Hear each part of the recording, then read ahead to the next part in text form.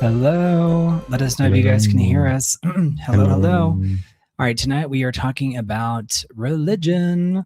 No small thing. Hello, everyone. Right. Let us know if you can hear us. Hello, Velvet Hammer. How are you? Let us know if you got to see the Delaware's Part 2 yet. Hopefully you can all hear us. Yes, please let us know, guys. So it's just me and Mario tonight. So it's hilarious because we've got multiple cameras on Mario. We've got the multiverse. This feels like very cool. Like you're super cool. You got all these cameras on you. But, this is really fun. Yeah. All right. So every civilization we know has asked some version of the same question. Why are we here? What happens when we die? Why do human beings suffer? Is there a God? Or something beyond what we can see? And how should we, live our lives while we're here? What do we do with our lives, right? So religion has given us, hey, Mark Sands, how are you? Thank you for letting us know about the audio. Sands. Hey, Velvet Hammer. Thank you, Velvet. So religion has given humanity community, rituals, a moral system, some magnificent art, right? And hope in the face of, death and some other things that might be tragic. It's also been, connected to conquest, persecution, division, and control.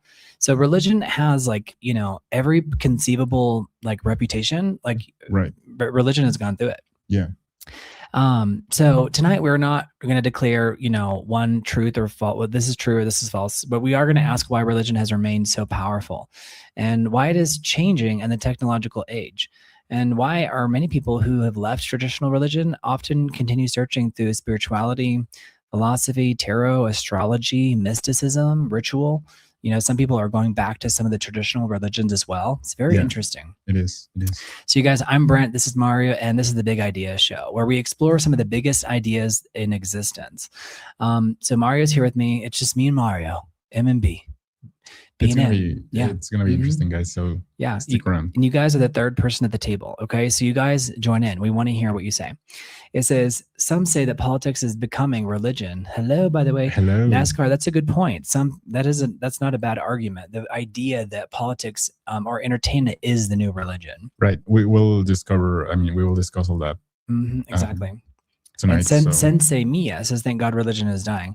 I mean, Sensei Mia, you might have a point there, but I do think that it's kind of being re-envisioned. It's kind of being rebirthed in a way. Rebirthed, yeah. Like the way we interact with religion has changed over time.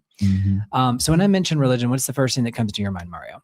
I do think that it's spirituality. Any form of spirituality immediately comes to my mind because I do think it has to do with something that is unknown to us fundamentally. And by that I'm not saying that it's non-existent. It's just like on a different plane of existence, let's say. But we do want to hear your opinions as well, guys. So when you say like a different plane of existence, what do you mean? Like if I'm thinking, for example, on most famous religions, let's say, or the most popular ones.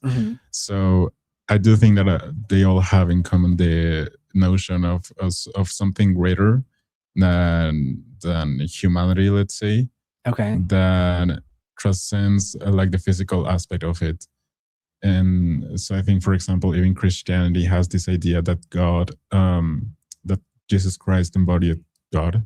Right. But like the God on earth and But I do think that it comes from the idea that God was, outside of the human embodiment, let's say, for a long period of time, and so then he became Jesus, and that's how he walked earth. So I think it has to do, from what I've seen, with the idea of something that's kind of outside of the physical world, let's say. Right. You know, what blows my mind about religion too is that so many people are willing to, to talk about religion like with such like a level of certainty when it's like there is so much unknown. But it's like it's almost like we're looking for prophets. So it says it's a tragic demise for organized religions. John Scott, you're not wrong. I think there is like a fundamental shift that's in the air when it comes to organized religion. Why do you think there is such a, there's been like a decline in organized religion, but there's also been a lot of people turning to religion. But maybe not in the ways that we'd expect, or they're turning to different aspects of spiritualism or mysticism. But John Scott, good point there. John Scott, would you have examples of organized religion? I'm curious.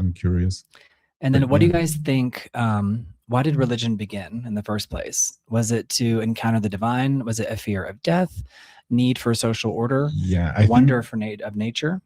I think the very beginning of religion, let's say, was to actually explain reality. Explain reality itself? Yeah, I think so. Because we see, for example, the Greeks explaining, like a lot of natural events happening because of the gods deciding it was supposed to be that way. Maybe because they were angry, maybe because they had like this, again, like these human emotions, maybe that we attributed to them. And so I think it was in a way, essentially a way to explore reality or to explain reality, even in like religion from, here America. Like we see this spiritual aspect of it and how it explains like earthquakes or lightning. Exactly. The weather. It says, John Scott says, you don't have to adhere to the ideology. Good point, John Scott. I mean, there are different ways to practice religion. And I think that's something that we're going to be talking about. And this is why we do these live discussions, so you guys can be in on the conversation, because it is really interesting. It is. Hey, Gizmo. Hey, Gizmo. How's it going? Thank you guys for being here. Thank you so much for supporting the channel as we grow and we workshop it. So do you think religion created community before modern states could? I think in a way it did, yeah. And the way religion creates community is so interesting because you feel there's like not a transactional thing going on. I would say, like from the very beginning, there wasn't like necessarily a transactional relationship going on between communities that were adscribed to said religion, let's say. So like with the state was more transactional than, let's say, religion? Probably, yeah, because of, trade or this type of economical things going on, economic things going on. I do think that religion was instead, there was some hierarchy, yes, but I think even, under that lens, I'm just hearing about this. So Mark, let us know what you mean by freezing. Yeah, let us know. And if you guys knew about this number, it says we're experiencing operational difficulties. Is it frozen? Oh, he's saying it's freezing. Got it. I thought you were saying it's cold. I think we're back. Are we back? It was just. Did it freeze for a second, you guys? Isolated. Let us know. Guys, let us know. Because I literally thought you were saying. Same. Yeah, I literally thought you were saying it was cold. Thank you, John Scott. So he says not now. So he's saying not yet. The live froze. Nyberg, are we back? Nyberg, let us know if we're back. Thank you guys for letting us know. You guys are so cool for letting us know. We appreciate you. Okay. So let us know if it's back. Maybe we'll have to. This has happened in the past where we've had to go back and redo it. It may be from the, let's see, the visual effects thing. Thank you guys for letting us know. Let us know if you guys can hear us better now. It was just like pixelated. Maverick's like, it's back. John Scott says it's 110. All right, super chats for technical difficulties, you guys, as we figure this out. This is one of the things that's interesting. Like, it's kind of like whenever I'm on the treadmill or, you're thinking like, what is it worth the pain of going live? But because you can interact with people in real time. But when you pre-record, it has its own pains because you have to edit and you have to do all these different things. And you lose out, but you can guarantee that the quality is going to be higher, let's say. Right. But I do love the live interaction with you guys. Yeah. So I mean, guys, you were just telling us about it, so thank you for that. Exactly. Like it's so cool that you guys are in on it. But religion did, their anthropological evidence definitely indicates that spiritual practices were before even states. I think so. Mhm. Going back to the idea that it maybe explains some aspects of reality, I think that having that in mind as a collective or as a group also had as a consequence that you would think of a greater end, not necessarily just your personal end, and therefore you would, work alongside the community for that greater good to be successful. Let's say. So the temple Gobekli Tepe. Do you know how to say that? Göbekli Tepe. I'm not Gobekli. sure. I think you're right. It's Gobekli Tepe. That's like the first religious site that we know of. Wow. But early human settlements grew shared rituals and moral frameworks, and they helped bridge gaps between many different ethnic groups and family groups, which makes a whole lot of sense, right? Yeah, it does. It says you have 6 and 7. Oh, you're funny, David Young. Yes, you guys give us a like as well while you're here. Yes, please do. They got a lot. I wonder when that 6-7 trend will stop. The 6-7 thing. Yeah, I mean, things come and go, so we'll see. We shall see. Why do you think temples often became centers of learning, art, and public life? Well, I think that they were kind of gathering everything that humanity was trying to see as a virtue. I would say, it was like a combination of arts from the beginning, and it was like a sacred like place from the beginning. So we were trying to make it as beautiful as possible, also to kind of get an idea of how close we could get to that godly virtue of like a greater being, let's say, or like a group of greater beings. I do think that, from example, the Greeks had this with the Acropolis, and then, we see examples of another cultures having like this designated places for them to have a connection, like a connection with the thing that they saw in the religion. Right. And I mean, we developed like very fine architectural ways of doing so, like artistic ways in general of doing so. I think it was like a place, as you said, of community gathering, because it was a way for humanity to try to get closer to that ideal of, something greater than ourselves. Absolutely. Yeah, there's the earliest temple on screen. It's the Gobekli Tepe, but it's interesting because that was the oldest one. But temples, they did become centers of learning, art, and public life because they controlled like vast economic resources, and they had a monopoly in their early days on just literacy, and served as permanent hubs for community governance and religious rituals. So it's very interesting because I think now that we're living in this age where I think we're all kind of, it feels like the fabric of society is getting kind of torn apart by technology. I don't know how, maybe it depends on your age, like how much you feel it. Like how much do you feel the idea that like the fabric of society is getting kind of pulled apart because of the lack of religion? Exactly. Now that you mention it, I'm getting reminded of that religion was part of like that knowledge as well. It wasn't as like we think of maybe now that religion was aside from knowledge, it was the source of knowledge in many cases, Right. Like the monks were teaching others how to write, how to read, and they were also developing their own philosophical theories and everything. So I think it's been a hub for knowledge, and maybe it's not thought of it that way nowadays. Yeah, I think now it's almost like religion has been kind of relegated to being like not, let's say so important, when in reality, it's like it was the foundations of humanity. I think so. Yeah.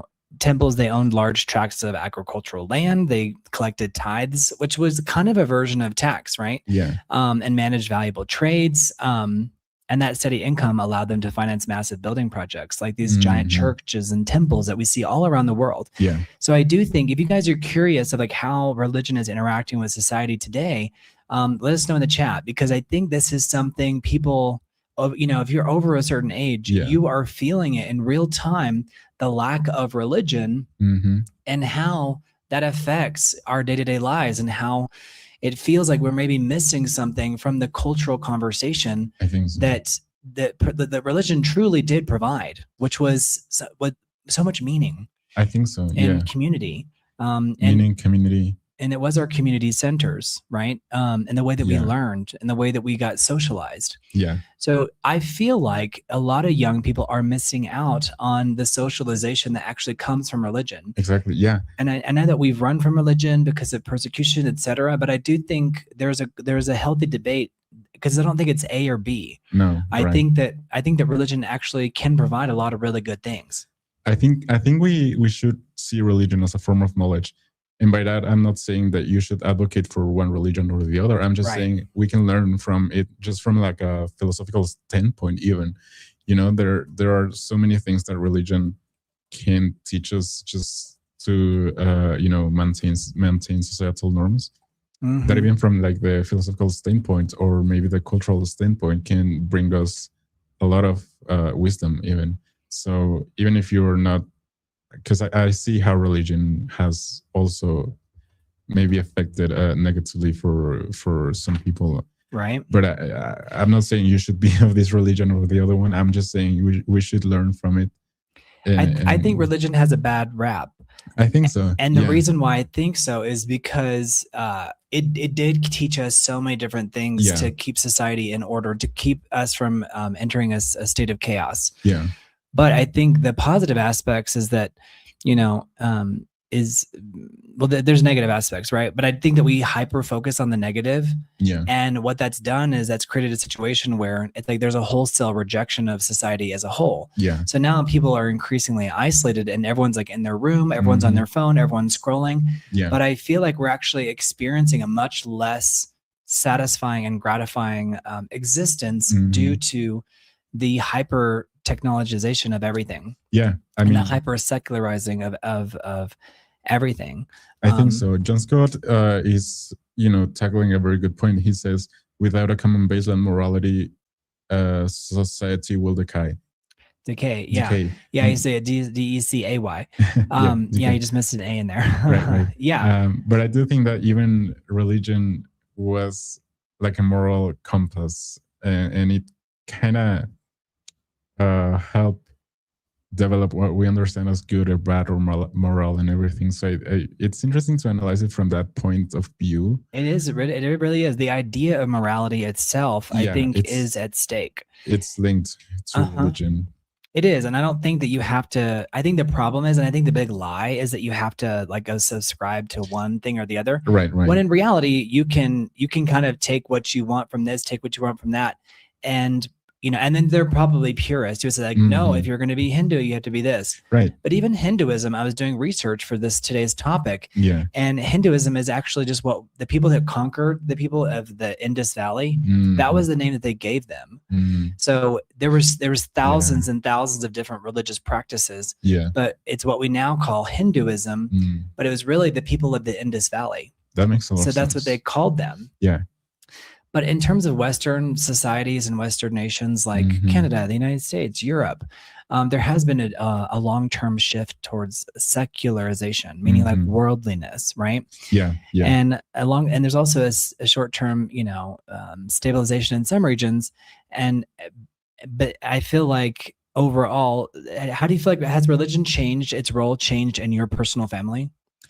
I think so. Maybe I was gonna say that we haven't been, so strict. Right. But you weren't like going to church every morning, or you don't have to wear your right. There's a thing, Mormons, there's like Mormon underwear. Yeah. Whenever we went to New York, they talked about it. This idea that some religions are more strict than others.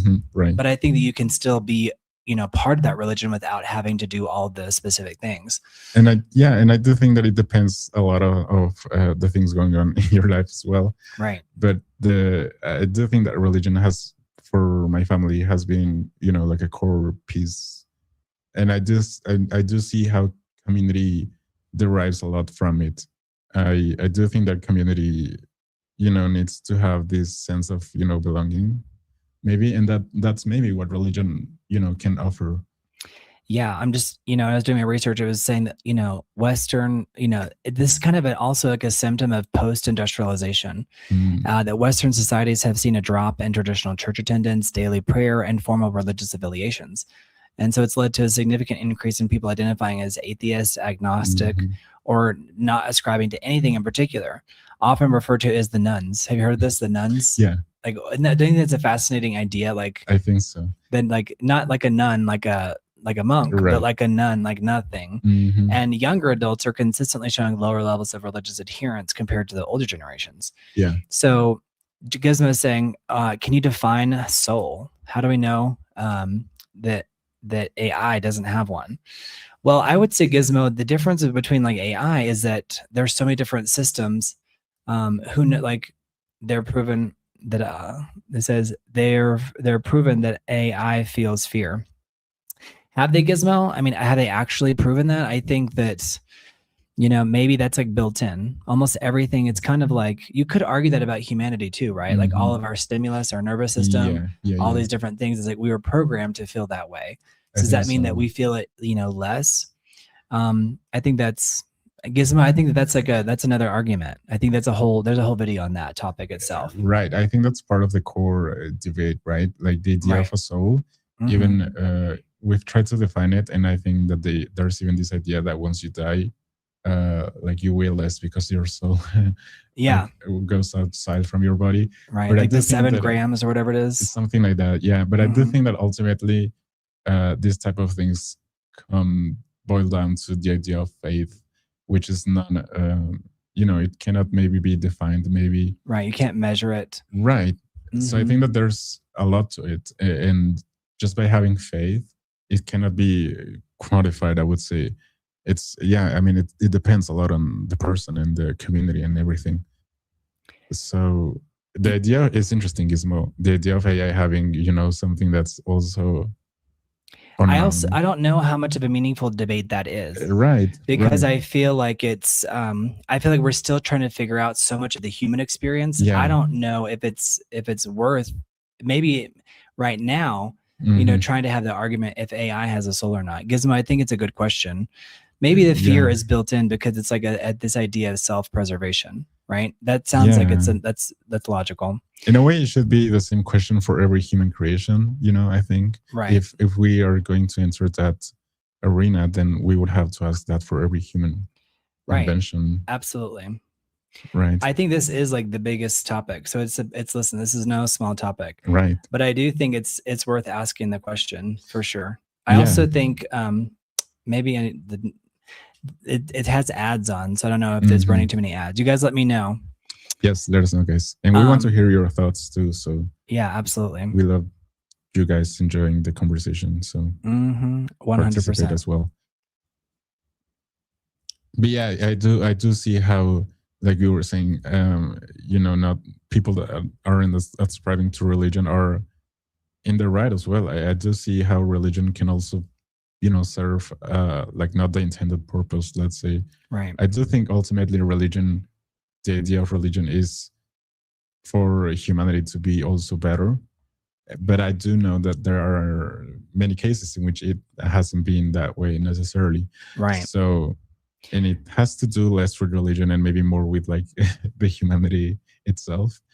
That's a good point. So like religions, instead of hating on religions, this idea that it's actually the human, what we make of certain concepts, like how we conceptualize different things. Yeah, I think so. I think no religion is saying go do harm to your neighbor, but we can do harm and justify it based on the teachings of religion as well. So it's kind of like a slippery slope, let's say. And I do see how people can feel, not necessarily benefited from this or that religion, but ultimately it is, as I was saying at the beginning, it's kind of like just the idea of maybe approaching it, let's say, to gain some knowledge, to have some absolutely, and it's also inspired knowledge too. Exactly. I don't think people forget that religion and religious belief inspired like profound music, visuals, arts. Very tangible forms of like invisible spiritual concepts. I think so. which provide like a really rich narrative, tradition. Mm-hmm. And also like this communal worship, like these actual spaces that have been created, Yeah. like monumental cathedrals, mosques, temples. Mm-hmm. None of that would have existed if there wasn't a religion built around it. Yeah. And it's usually the center of like major cities, like a basilica, Yeah. or a steeple, or a giant church. It's very, very interesting. It says religion is faith-based. It is subject to the individual experience. John Scott, that's Right. absolutely true. And that's kind of what we're exploring here, is this idea of maybe that's why we've seen a decline in, let's say, traditional religion. Yeah. Because I think that I do think religion has a bad rap. But I'm not here to defend any one religion. No, I mean, we can also examine why, people have been feeling that they are outside of certain religion, let's say. Mm-hmm. Well, I think we would create so much art and architecture and visual things that, like, and music, that it's inspired by religion. In a way, like, beauty does help us, but like believe, like the idea that something so incredibly beautiful, it helps us believe in something greater than ourselves, because of the feeling that art that was inspired by the belief or by the religious movement. We kind of unconsciously associate that aesthetic appeal with goodness, truth, and even like a moral value. I think so. Yeah. So they've talked about this. It's called the beauty bias. So psychological research, it shows that physical and aesthetic appeal triggers a cognitive shortcut known as the halo effect. Have you heard of this? The halo effect? No. So the halo effect is where we project positive internal traits onto attractive external subjects. Kind of like if someone's beautiful, it's like beauty is virtue. We were talking about this earlier. Right. But people are more likely to assume a beautiful stranger possesses traits like warmth, sincerity, or generosity. That's very true. Isn't that wild? Because if someone that's like, has physical beauty, we assume that they're going to be more like benevolent. Right. And so we create art that is inspired by these core beliefs and good qualities, let's say. Yes. And studies on aesthetic judgment indicate that beauty's role and outlook reinforces belief in the world's wonder, balance, and harmony. So providing a consensus among observers that aesthetic experiences restore faith in humanity and positive outcomes. So this idea that like there's a moral worth, like that beauty is a key component of that. Kind of like this set. It's like putting the pretty things out helps kind of validate something in some way. I think that's been the case for religion particularly, yes. Because how do you represent the godly things, how do we represent heaven-like things? And so I think we do so by pursuing some sort of beauty that feels almost from another place, another dimension.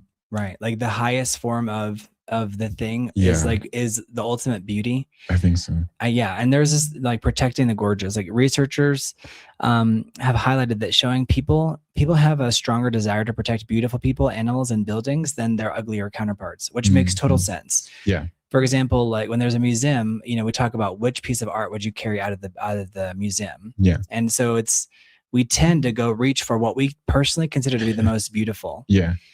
And so it links our outward presentation directly to our willingness to care for and believe in the world of an entity. So this idea of the worth of an entity, I should say. So it's very interesting that we have this kind of cognitive bias towards things that are more beautiful. So interesting. It is. And also working in the arts, I mean, I can tell you that it's firsthand that it's very true in terms of, who gets put into movies, who gets, why are we selecting this person to promote this product? Yeah. It's because of their external attractiveness, but also because of, the way they carry themselves. But so much of it has to start with that initial external beauty. Exactly. Yeah. Cause that's the first thing you would see from a person, to be like the exterior, and then you add some more traits, but essentially that's the first approach. Right. It's like everything else is it's like we're all naked and everything else is dressing. Yeah. Everything else is like a window dressing. Right. Do you think, can charity be truly selfless if it's connected to a religious reward? Ooh. This idea of charity, because in some ways that's like, religiously transactional. Yeah. Right. The idea Like, can charity be truly selfless when connected to religious reward? If someone's expecting like a reward either karmically or in the afterlife, can it truly be selfless, let's say? I guess the question itself is already giving us a hint that maybe not necessarily, since it's gonna have a reward at the end. Right. But I do believe that there are so many examples of selfless charity, let's say, or actions that aren't necessarily linked to religion, let's say. Because I've seen examples of people doing good just because it's, just because it's natural to them or just because they want to. And so I think when it's linked to, let's say, religious answer or I think that's inherently linked to expecting something back, let's say. So, but I do think that you can have selfless charity acts, let's say, or good acts without necessarily expecting something, even in the afterlife, because that's ultimately the reward, right? I would say I think it's very subjective. Like, that's true. Yeah. Because I feel like I've done some really selfless things, and then people are like, "Oh, that's not blah blah blah." Yeah. Like, they don't see like the beauty in the thing. Yeah. And so I do think that we do, like John Scott's saying, like random acts of kindness are crucial. And you guys chime in here, because the reason we do these live is it's like we're workshopping it with you guys. Yes. But it says economic security and modernization and higher economic security reduces the psychological reliance on religious institutions for survival, comfort, and community support. Yeah, I mean, the gizmo, that's very real. But I also do think that after a while, there is that needs kind of creeps back in. Like, whenever we have some level of security, like, what is economic security? Because economic security and modernization, you could argue, to only go so far, because it's like once you have certain needs met, then okay, well then you're still going to wake up some others will arise, right? Too. Other needs. So it's like the hierarchy of needs, Maslow's hierarchy of needs. I think it's a cycle as well. And we will see like the recognition of all these things that kind of brought us back to religion in the first place. But I agree with Jokismo. It's like a thing where once you feel that your needs are fulfilled, then you don't necessarily seek for the thing anymore. But again, it's kind of like a cyclical thing in what will happen once you don't have any of those needs met again. Well, maybe you will turn to religion. And I'm not saying any specific person, obviously. I'm just... Or any type of thing I do think we're looking and we're yearning for a communal experience. I think so. I mean, I definitely am in different ways. I think some people turn to comedy shows. Some people turn to entertainment. I think entertainment in some ways functions as the new religion for lots of people, because they extract so much meaning out of it. Yeah. It wouldn't, surprise me if some people, could argue that pop culture is the religion of, the 21st century. Yeah. And I can see how that sense of community also creates the sense that you're also part of something greater than yourself, which is kind of like the core or one of the core ideas of religion, right, in the first place. Absolutely. I think it's so interesting. And I do think that just sitting down and talking to people, I don't think there's a lot different from what we're doing now than having this conversation at the coffee shop down the street. So.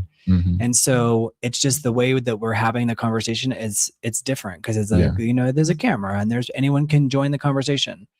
It's very much like, I think we miss the communal debate. You could go into the town square and go talk about issues that were important to the village or to the city or to wherever it is that you lived, and you could say your piece, and then people kind of chime in or not. And I do think that this is kind of serving as the public square, right? Not the standing on a soapbox and saying the end is nigh, the end is near, but more like, what's next for society? Where are we headed? These types of questions. What are your thoughts about it too? Right. And what are you feeling? And also having nothing to lose. Going out and just saying your piece about something, and also being like, okay, I got to be heard. And then you can ruminate on that and sleep on it and be like, okay, so like monasteries and these religious schools, they preserved knowledge back in the day, but they also controlled it. And I think that we oftentimes remember the controlling part, but we don't remember how pivotal they were to progressing society forward. Yeah. But I think what's interesting about today's society too is it feels like we have to have like, you're for it or you're against it. And it's Right. like, can we not just like experiment and I talk about it Meet in the without it middle. having to be like, I'm for this, I'm against that. Right. Which is again, I'm advocating for seeing just things as like a form of knowledge. Then you will also have your own interpretation of it, and then you will also discard what you feel like it's not beneficial for yourself. Mhm. But I do think that we cannot, deny the influence that religion has had in all of the Americas, all of the world. The whole world. I mean, it's The not whole just the world. Americas, it's really the whole world. Yeah. So I do think that there are many, many ways in which religion has shaped our vision of the world. And just by acknowledging that is kind of how we can also come to our own conclusions if we decide to believe or not, or if we decide to engage in this type of communities or not. I do think that the sense of community that we seek right now is like so prescient that we're turning essentially to everywhere to see where we can grasp any of the sense of community that maybe religion created in the first place, right? Or I mean, essentially started. So Gizmo says, Brent, you make a good point. Society has gone from preaching on a soapbox to we oftentimes remember exposing their views on social media like Twitter X. Yeah, I think that there's just been like a fundamental shift in the way that we talk about things. Yeah. Or the way we don't talk about things. Like sometimes it's like we should talk about things more. And like here's like a monk kind of practicing traditional belief system inside of a larger, modern context. You see like, like Fanta bottles and like a water bottle and things like that. Yeah. But I do think we're living at this interesting time of convergence where there's the old and the new at the same time. Yeah. John Scott says, so if the core message is tolerance, forgiveness, atonement, where is the negative? Well, I think maybe the negative would be, with some religions, there are probably, it's more about the people themselves. Because I feel like most religions, from my experience, are incredibly tolerant. Yeah. And because it's also, you needed that to acquire new believers. Yeah. Like you needed that level of tolerance. But I think that once religion became intolerant is whenever, we saw these different movements. Yeah, I think it happens whenever there's like many opinions that contradict each other going around the same idea, not necessarily coming from a place of selflessness or the religion itself, but also coming from human emotions, human values, and everything. Right. So we have on screen, how has faith motivated reformers and resistance movements? And they're in many ways. It's motivated reformers and resistance movements, like framing like societal injustices as spiritual violations and insisting on like transcendent, moral duty to challenge like corrupt authorities. And I think that maybe that's also where religion's role can kind of come back into the conversation. Yeah. John Scott says intolerance is a false doctrine. Yeah, I agree. I don't think intolerance is actually indoctrinized anywhere. That's a really good point, John Scott. That's a very good way to summarize it. Yeah, really good point. But spiritual revivals often do urge believers to actively fix like earthly wrongs, let's say. So the Second Great Awakening's message of perfectionism, the belief in improving oneself and perfecting society by combating social ills, it did lead to various reform movements. So have you heard of the Second Great Awakening? It's kind of ringing a bell, but no, I mean, I would love to hear the definition as well. But yeah, I was just going to expand a little bit on the question as well, at least from my opinion. I do think that, yes, a lot of movements, arose from this idea of having a better feeling of what was about to happen. And again, it's kind of like a philosophical standpoint. You can have your own theory about it and create a whole movement around it. Have a community as well that supports you, and so I think religion can be really powerful in that way. 100%. And I think it's interesting because once you're for something, then there's always inevitably going to be a group of people who are against that thing. Yeah. But the Second Great Awakening was a major Protestant religious revival in the U.S. that lasted from 1790 to roughly 1840. Okay. But this was the rejection of predestination. Mm. So there was the idea of Calvinism before this. And so unlike the traditional Calvinism, revivalist preachers emphasized that salvation was available to everyone through free will and personal choice. Mm-hmm. So there wasn't this idea of like predestination, which I think is very attractive, right? The idea that you can create your own life, right? for yourself. I'm just now remembering, right, that's kind of like one of the branches of Christianity or Protestantism, right? That there's like not predestination, let's say, that you're saved by grace, I think. So that's a really powerful idea too. It's kind of like you're the owner of your own destiny. Right. That's really powerful. So like this is where we saw the growth of denominations. So there was the Baptist, the Methodist, the church, they expanded. There was explosive growth with the preachers that were coming out of these ideas. But it's very interesting because it's obviously religion that goes around the world. It's not just Christianity. It's not just one or the other. But the idea of it's interesting to have these conversations because the way we interact with religion is very interesting. It can be very personal, and other people can look at it from a very detached point of view. It just depends. I think it's, some people feel very burned by religion, like they feel like it's affected them so negatively. And so I do think that it's like for some people, it's a very charged topic, and for other people, it's much less so. Yeah, I wouldn't blame them. Them because religion can also have, this way of pressuring others. Right. So I can see how that can affect people as well. So I wouldn't blame them. There are different, places that have been super impacted by religion, like even like upstate New York, along the Erie Canal. It became known by that name because of intense revivals that had been seemingly burned over all over like that region. So it's called the Erie Canal because of a religious reason. So it's very interesting. Yeah. But there was this idea of abolition. Have you heard of that? We do like kind of trivia. But abolition was the Christian activists increasingly viewed slavery as a moral sin that needed immediate eradication. So this kind of shows how you can use religion to fix a societal ill or something that feels inherently broken about society.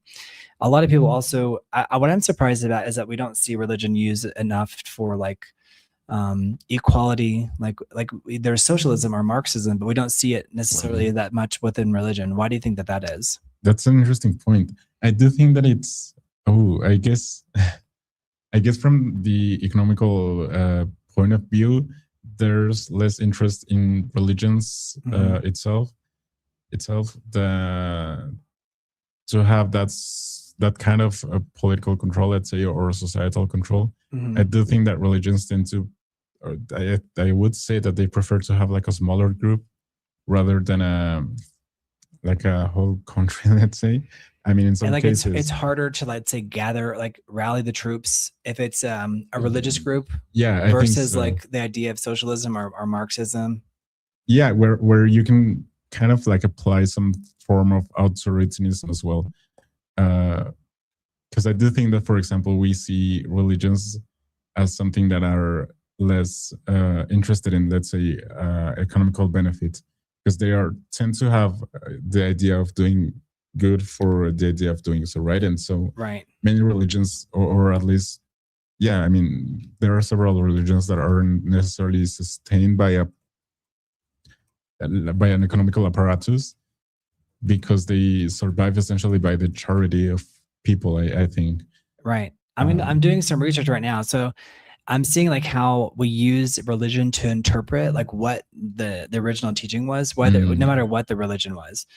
So it says religion has actually frequently been interpreted and used to promote socialist ideas by highlighting like shared moral values. It doesn't mean it's in our lifetimes as much, but it is happening depending on who you're talking to. But this idea that, socialist ideas are highlighted because of the shared moral values centered around economic equality, community sharing, the protection of the poor. That's also something that's very, very common. Yeah, exactly. It says, "Did you see the Chosen movie? It's fantastic." Officer Matthews, we've had people in this series.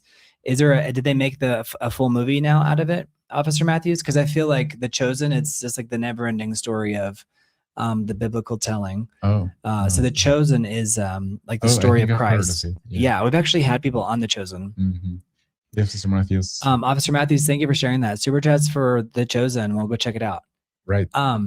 But like care for the vulnerable, communal living, social justice.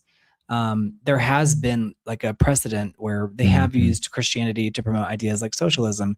And what's interesting about this is that we can explore, thank you, Officer Matthews, is that you can explore an idea and not be like a proponent of something. Right. And why do you think that don't you think it's harder and harder to have like a legitimate conversation on social media that doesn't feel like you're trying to like convince someone?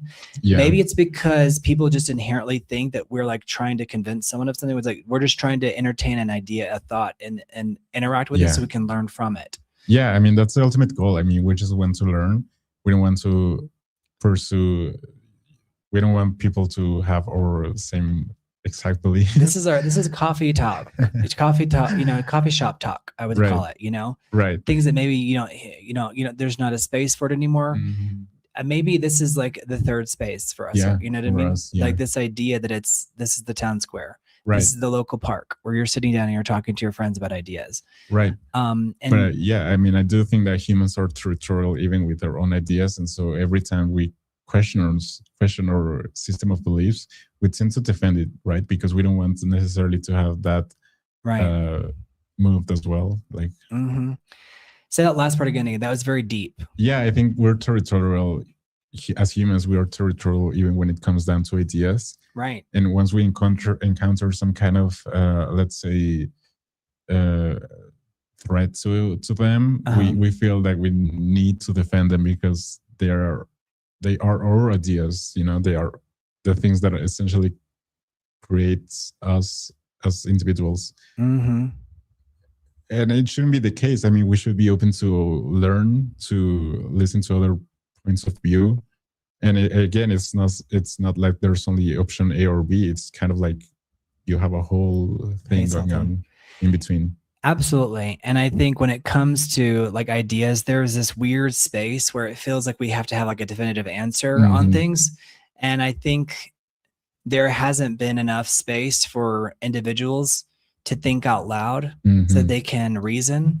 Yeah. Where is like the thinking man statue? Why are we not allowing more people to explore ideas? It's almost like we're living in this strange dystopia already, where if you're actually trying to explore ideas in a public space, it's like, you just crazy. And it's like, no, this person is trying to have a legitimate conversation where there's no more town square. Yeah. So that's what we're trying to have, is the town square conversation with you guys.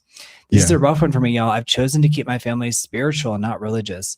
Mark Sands, I think that's what we're talking about. Is like what is spiritual for you? I think that religion can also be like a placeholder, let's say, but it obviously boils down. It's a word. Yeah, it boils down to the idea of spirituality and how you define it and how you perceive it. So you're perfectly fine, Mark Sands. That's kind of like the idea that we're debating here, right? I think we've all been burned by religion in some way, shape, or form. Yeah. Right. And I think that's the idea, is this idea, like forgiveness goes in all directions. Yeah. Right? And I do think that's one of the things that are taught. And I also think it's very interesting that it's almost like you can't talk about a certain topic without coming across like a preacher. And you're like, no, I'm just trying to explore this idea. We're all trying to discover it together. Right. It's like no one's actually proponing anything, because I do think, because we're talking about how equal is society and how do we use religion? Yeah. Well, religion has been used in prosperity gospel, and that's where it's like, you're going to make money, things like that. But it's also been used on the other side of that, where it's like, even the book of Acts in the New Testament, which describes early Christians as sharing all things in common and distributing resources to everyone in need. So this idea is actually not new, actually using, in fact, it's probably a lot older. So I feel like now, But Mark Stands, it's interesting because I feel like we all have our own like relationships with religion. Yeah. But I was actually going to talk about Hinduism at the very top, but I was like, oh, Mm. well, we're kind of speaking to our own experiences more. Mhm. But Hinduism is like one of the oldest religions. Yeah.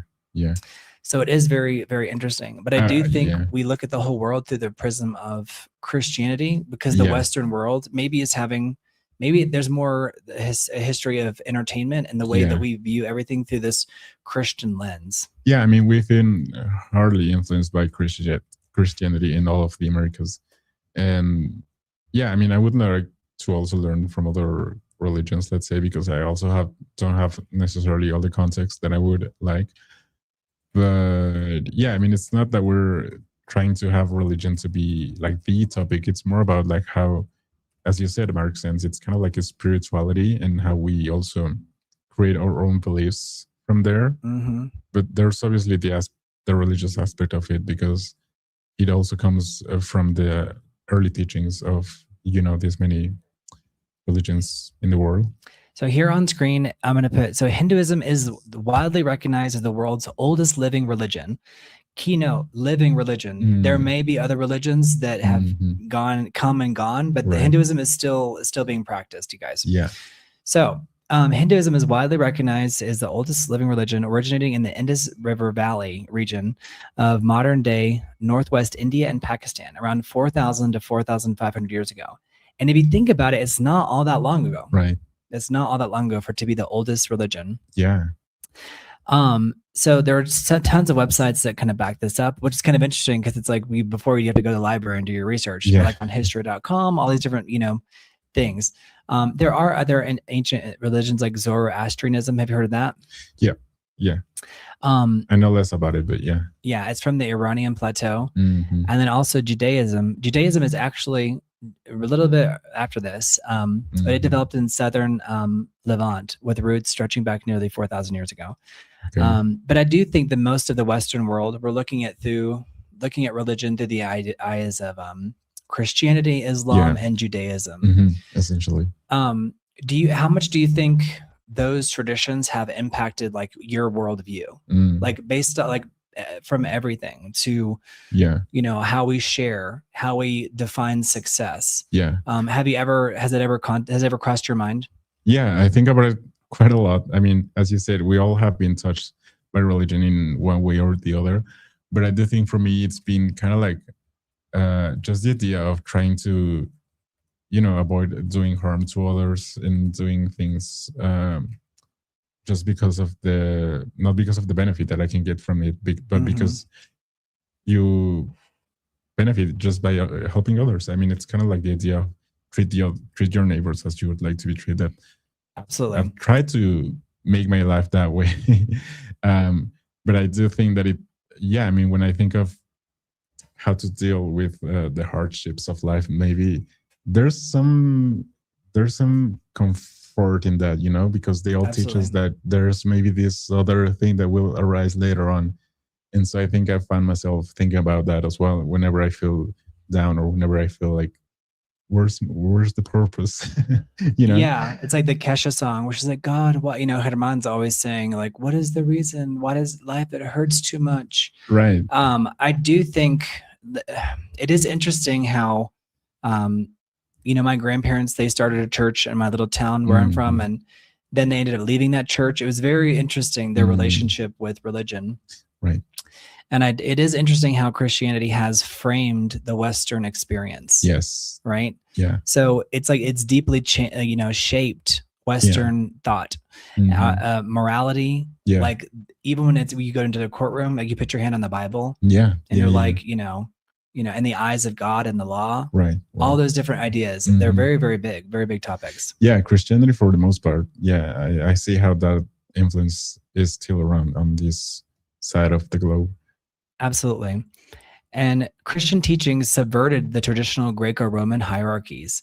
So Greece and Rome, they actually didn't, remember, it's important to remember that they weren't Christians. Yeah. Right. But it did subvert those traditional beliefs by declaring that all humans possess inherent worth. So that was a Christian ideal that was actually still to this day fundamental to democracy, right? Right. To our ideas of what good is. Mhm.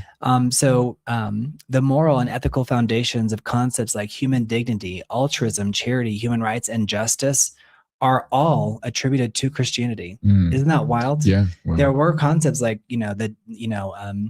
like karma and different aspects, but this idea of Christianity actually having some of the great fundamentals of the good stuff, it actually did come out of Christianity. And I think that a lot of people, maybe even it's like, oh, I didn't really stop to think about that, because we only look at the negative aspects of like how it kind of got maybe hijacked by lunatics, who try to like persecute people.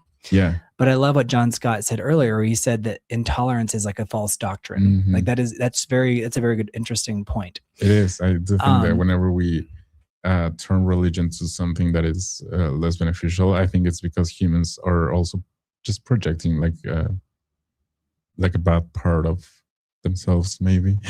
Right. Which is why I think religion has a negative connotation in some contexts.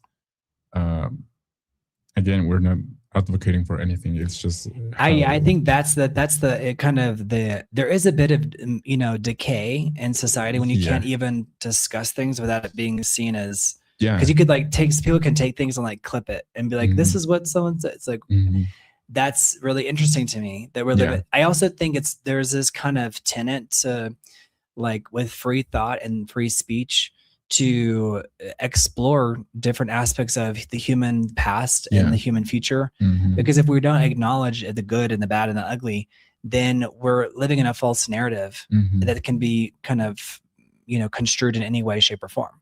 So I do think that we're living in a time where we're being stripped of our past. And it does kind of feel like that's the first step to control. Because when people don't have a collective past, I'm not advocating any religion. I think, we're going to talk about Hinduism, Buddhism, but some things may not even qualify as maybe a traditional religion. It's more of like a philosophy or a school of thought. Exactly. Yeah. And you can see religions as that as well as philosophies. Absolutely. At the end of the day, it's just a form of belief that has its own theories and body of work. Right. But it's not necessarily that you have to follow, certain aspects of it. Right. It says Christian music, it sounds amazing, Brent. The only guy I like is Jordan Feltz. Look him up once he's singing and interesting. Have a good week, guys. Thank you, Officer Matthews. Thank you, Officer Matthews. I will. There's a group that I use sometimes like on videos. It's called Salt of the Sound. And they're actually like a Christian group, but it's great background music to use for anything. So it's interesting how it's like art. It doesn't necessarily have a message, but it's like what you interpret from the piece of art itself. Yeah. And I mean, as we were saying at the beginning, art has derived a lot from religious imagery and things like that. So we have like great art that has come from religion or religious point of views. So I mean, we cannot deny the influence of it, and we can enjoy a piece of art even if we're not necessarily from that religion, let's say. Right. And I think that's kind of the idea of a free thought. We can absorb what we want. But I do think that young people, I feel like a lot of their ideas of the world are going to be shaped through like a TikTok video, like through a series of TikTok videos. Yeah. And I wonder how coherent that is going to be for them. I think we ultimately all are trying to pursue this notion of something greater than humanity. Right. But I do think that lately, or as of lately, I've seen this generation maybe turning back its head on religion and maybe seeing other things such as astrology or things like that. So I think it's interesting. It's not that religion has completely fall out of favor. It's just that it's kind of shifted, and the focus of these ideals are also less communal, let's say, and they tend to focus more on the individual and how you can also understand what you're trying to understand. Because ultimately religion is, as I was saying, a form of explaining reality. I think that's kind of also being the way up until this day. But once we don't have the answer, once we try to guess what the future will look like, and once we have this little thing in our head asking us what the future is going to be like, I think we tend to look for the answer in this type of esoteric things. Right. Which is, again, it's interesting. I mean, I'm not fully convinced that that's how I would view the future, let's say, but it's just so interesting that our generation, or my generation, is kind of doing that. Its own form of religion. So it's really important to remember that monasteries and church networks, they did pioneer like the early hospitals, orphanages, and relief systems that evolved into the modern welfare state. But John Scott makes a really good point, is that, like, for example, your generation, it's like it feels like I get to witness the end of something that almost like you guys are actually missed, but there's still like some remnants of it. But he says, young people only see the train wreck organized religion has become, and it scares them. And I think that's a very valid point. And I think that's so tragic. Yeah. I mean, I'm scared of some aspects of religion, let's say. I'm scared of the world without it too, though. Right. Yeah. Like there's the fear of living with it, but it's almost like I'm more scared of a world without it. Right. Not because I lean into it so much, but because there is this idea of it being some level of safety blanket, because it provides this almost like a challenger to the state. Yeah. Again, it's like a moral compass. And since the core idea of it is to have less of an interest, let's say, in the theory, it would be less or more selfless, Well, there is Christian political theology. It did advance the idea that rulers should be temporary. Like they shouldn't be like kings forever. Right. Ooh, that's really interesting. Right. I mean, that's really fascinating. I mean, you would think of kings as being the chosen by God, There was that too. I mean, they did use that, but like the Puritans and like there was this idea that like Christianity, especially modern Christianity, right, created this idea that that the leaders you're not there forever, right?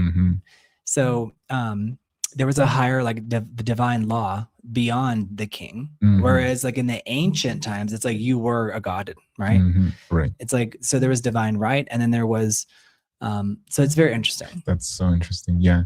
I mean, that also shows how us humans tend to put our own interest in the things, in the way things go. Right.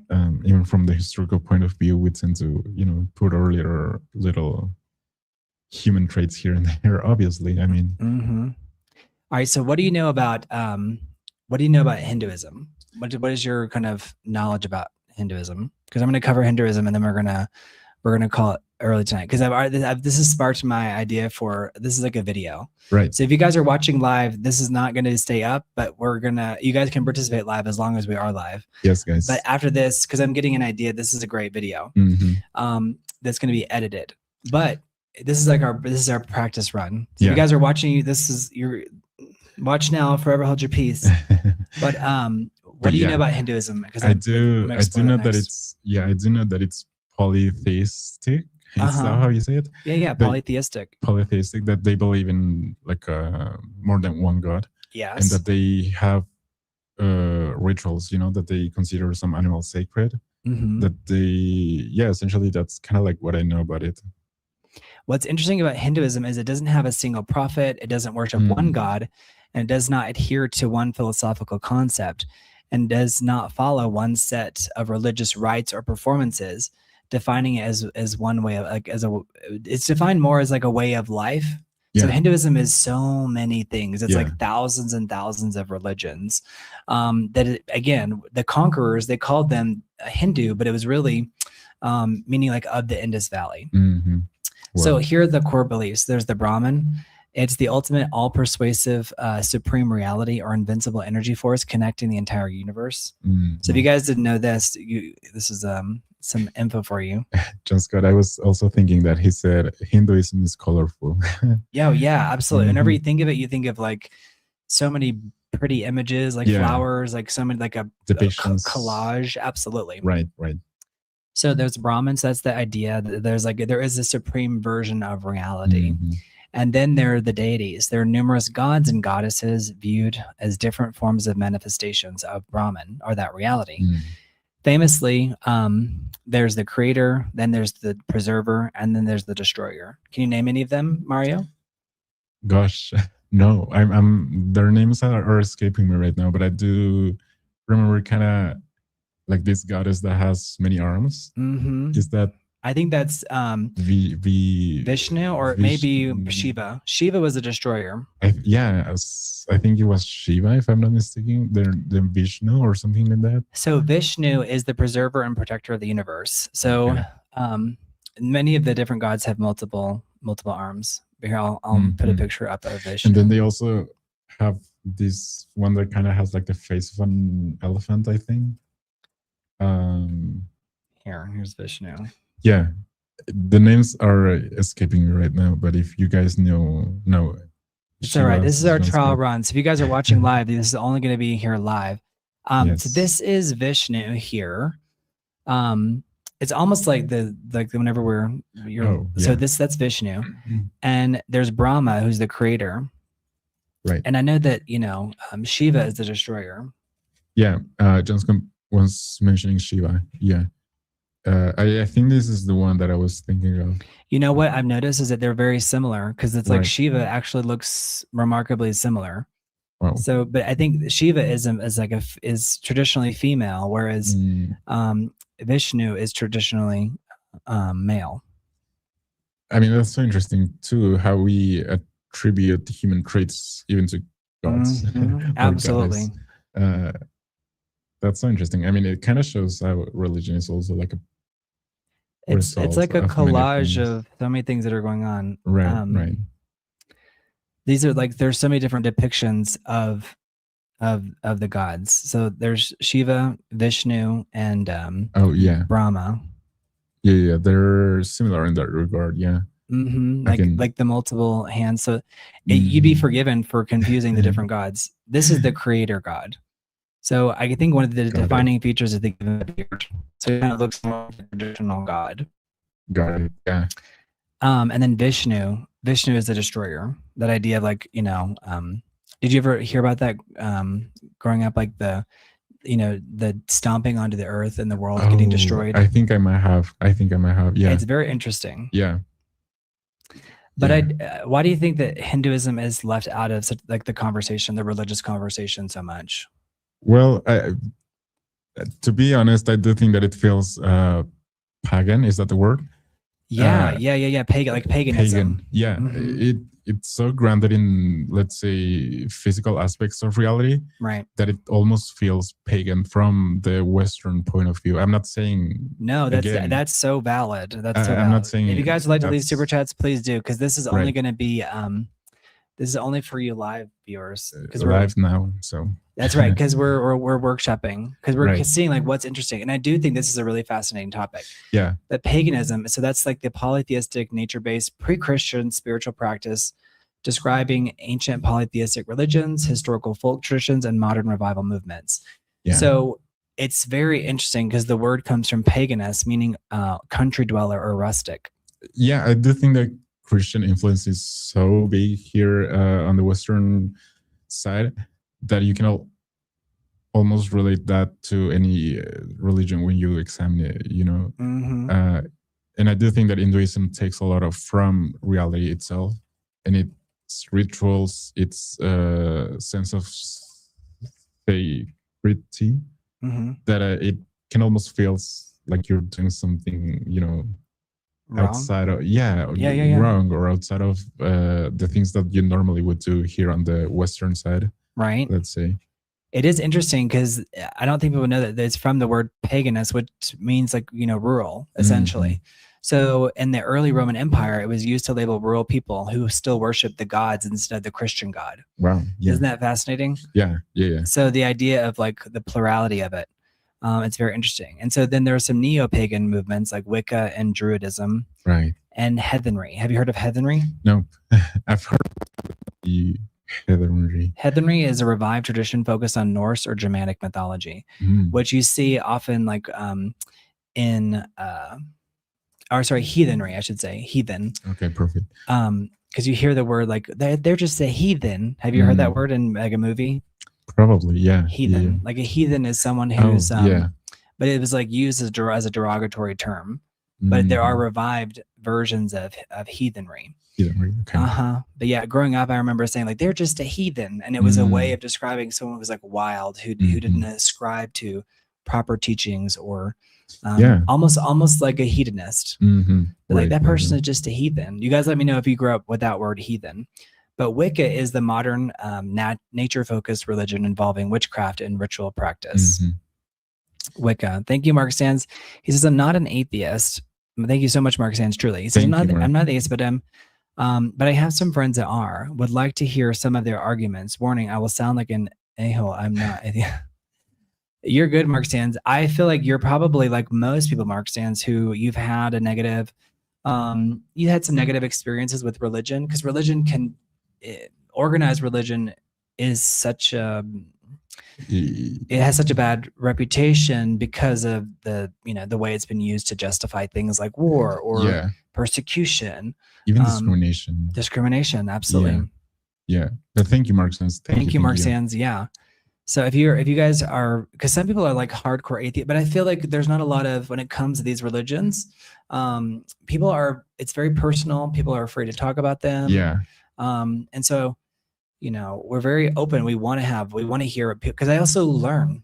Yeah. You can read so much about something, but then when you see someone practicing something, it's very different. Right. So yeah, Mark, since if you want to share them, we're open to. Yeah. We know that you're not atheist, so. Well, and I also think that so many words are charged. People are afraid to have any type of, but there are words that come from, going back to Hinduism. So, okay, why is the Bible so conditional? I think that the first, like the early Testament, the OG Bible, the Old Testament was very much like a vengeful God, like, and then the New Testament they were already exploring these ideas of like forgiveness. And so Mark Sands, I think, I don't, just so you know, we're not Bible thumpers or anything like that. We're actually looking at all the different ideas, like, karma was my next topic. But Mark Sands, where is the Bible conditional? Is it on ideas like, I think you're right. I think there are definitely levels where Jesus was very much forgiving and about. The Old Testament is an example of that. And we see some difference when compared to the New Testament. That's 100% right. But so the Bible, because when they were putting it together, there were things. So this is a great question. So Mark Sands is saying, why does the Bible contradict itself? Just so you guys know, we're not a Bible channel or anything like that. But before we move on, karma. So I use karma all the time. I think karma is very real. Yeah. And that's why I try not to ever do any harm, because I want good things to move forward. But it's the moral law of cause and effect, where virtuous actions lead to more outcomes, good outcomes, and bad actions lead to negative consequences across lifetimes. I think that's very true. But Mark Sands says, why is the Bible so conditional and contradicting? And the Bible does contain numerous passages that appear to conflict or present differing details. But scholars, skeptics, and historians point to these contradictions resulting from multiple human authors from distinct theological goals. The people who included, let's say, whatever book it was. Yeah. Hey, Adlad, how are you? Hey, Adlad. Been away for a bit. Wow, another deep topic tonight, Adlad. You better believe it. And Adlad, we're workshopping right now. So this video, I don't think will stay on the channel. If it may stay as a paid video, behind a paywall. But you guys help us out with your super chats. It helps a ton. Yes. So. But here are some common perceived, and the reason why we say perceived is because we can't know 100% what the original intent was, right? But the creation account, let's say. So Genesis. So I'm going to put it in here with some contradictions. So Mark Sands, this is answering your question. This is, guys, how you affect the channel, because you ask and we deliver. Right. All right. So Genesis 1 outlines a chronological creation where vegetation, animals, and humans, male and female, together are created and sequence over 6 days. Genesis 2 focuses more closely on man, describing the creation of Adam first, followed by the formation of plants, animals, and eventually Eve in Adam's rib. So creation, Genesis 1 and 2, you're already having contradictions in the Bible.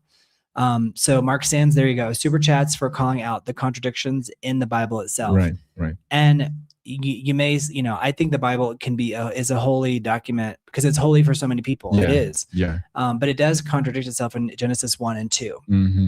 So Mark Sands, in case anyone thinks we're Bible thumpers, we're just exploring these topics. I mean, I've never read the Bible in full. Oh my gosh, you haven't? I read it every morning, every night, and no, I think it's definitely. Listen, life is meant to be explored. Yeah, but I think if no one can ever accuse us of not exploring every right, Mark Sands, right, John Scott. Any religion, construct, a man is simply meant to explain the unknown. Right, Mark Sands, absolutely. Yeah, to explain reality. But think about it. If you don't have good parents, like imagine if you didn't have parents that helped raise you properly. Mm-hmm. Religion might be something that you turn to provide you with some guardrails or guidelines. Yeah. But here's another contradiction in the Bible, Mark Sands, to answer your question: the death of Judas. So in Matthew 27 and Acts 1, there are some contradictions. Matthew records that Judas felt remorse. Here, I'll put this in the chat so Mario can see it over there. Because Mario's on the other side of the room over there. I'm here, guys. Super chats for Mario, you guys. Super chats for this live stream, guys. You're watching it live. That's right. You might not. I probably won't be here after. We don't know. Because we're workshopping. We're workshopping. Today Nyverick was like, you should do theater. And I'm like, in a way, I kind of are doing theater. Yeah. All right, so Matthew records that Judas felt remorse, returned the silver coins to the temple priest, and went out and hanged himself. Acts 1 states that Judas used the reward money to buy a field, fell headlong, and his body burst open. Reconciliation attempts by traditional scholars suggest that he did hang himself on a cliff, and his rotted rope and branch later broke, causing the fall described in Acts. Interesting. Okay, that Judas rewarded fell headlong, and his body burst open. That's really interesting that's in the Bible. This idea of like what happened to Judas after he betrayed Jesus. Yeah. Right. Yeah. There's the Judas kiss. Mm-hmm. Yeah. He says, Mark says, remember pretending to be atheist. Mark says, what are you? What do you self-describe as? Like, how do you define your thing? You know what? Last night, I will tell you, on Sunday, there was a lot of talk around Ariana Grande, right? And she released a new video called Pedal. Yeah. And I guess it was on Saturday night, or I think so. She was like saying, I'm done with the public. Yeah, I saw the news. And I think that's a very interesting place to be. Yeah. And I think it's in a way, don't you see yourself, like whenever you see a celebrity, I see all of humanity in that celebrity. Mm-hmm. I see all the struggles. I see everything inside of each individual. And I remember thinking like, gosh, it's like, we're all going through it. No matter how successful we're all going through something. Exactly. And I do find it a little bit sad whenever we place so much scrutiny onto a single person, because that person could be anyone. I mean, and that person is anyone for that matter. Right. So, right. And the comments, did you see the comments on the video? I mean, not the video, but I've seen like the conversation around it. They're so like their comments have like 100,000 likes. That definitely can affect I'm like, what the I'm like, oh my God. And they're all just there, like lingering. Mm-hmm. And it was heartbreaking because I do think that there is a lot of concern there. That's like legitimate concern and care. Yeah. And then there are some people who it's like, but you're a hopeful agnostic, Mark Sands. Noted. Thank you for your super chats. As a hopeful agnostic. Thank you, Mark Sands. All right, here's another Bible contradiction. So the idea of seeing God. So passages like John 1:18 and Exodus 33:20 state that no human can see God's face and live. However, Genesis 32:30 records Jacob saying, I have seen God face to face, and my life is preserved. And Exodus 33:11 describes the Lord speaking to Moses face to face as a man speaks to his friend. It says, that sounds like many friends and some of my family, but I was raised and still a Christian, says Adlad. Yeah, Adlad. And it's important to keep in mind that we can explore topics without having to promote any one of them. Yeah. I thank you, Adlad, for also letting us know.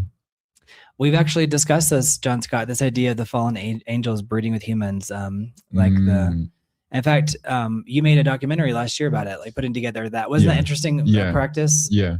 About the Nephilim and the seraphim. I do find that topic to be really interesting as well.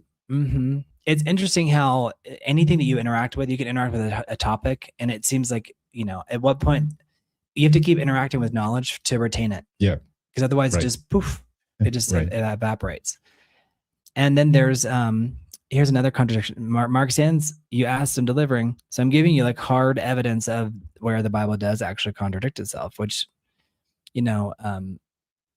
what if, would your parents listen if somebody was like trying to make the point, or they would say, I don't care?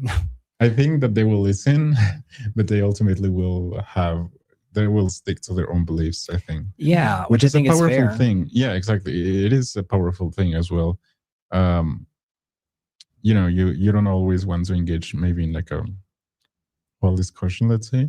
Right. But just by listening, you can also learn a lot. So I do find some value in that as well. We're trying to learn all. Right. So. But guys, let us know what your thoughts are as well. Yeah.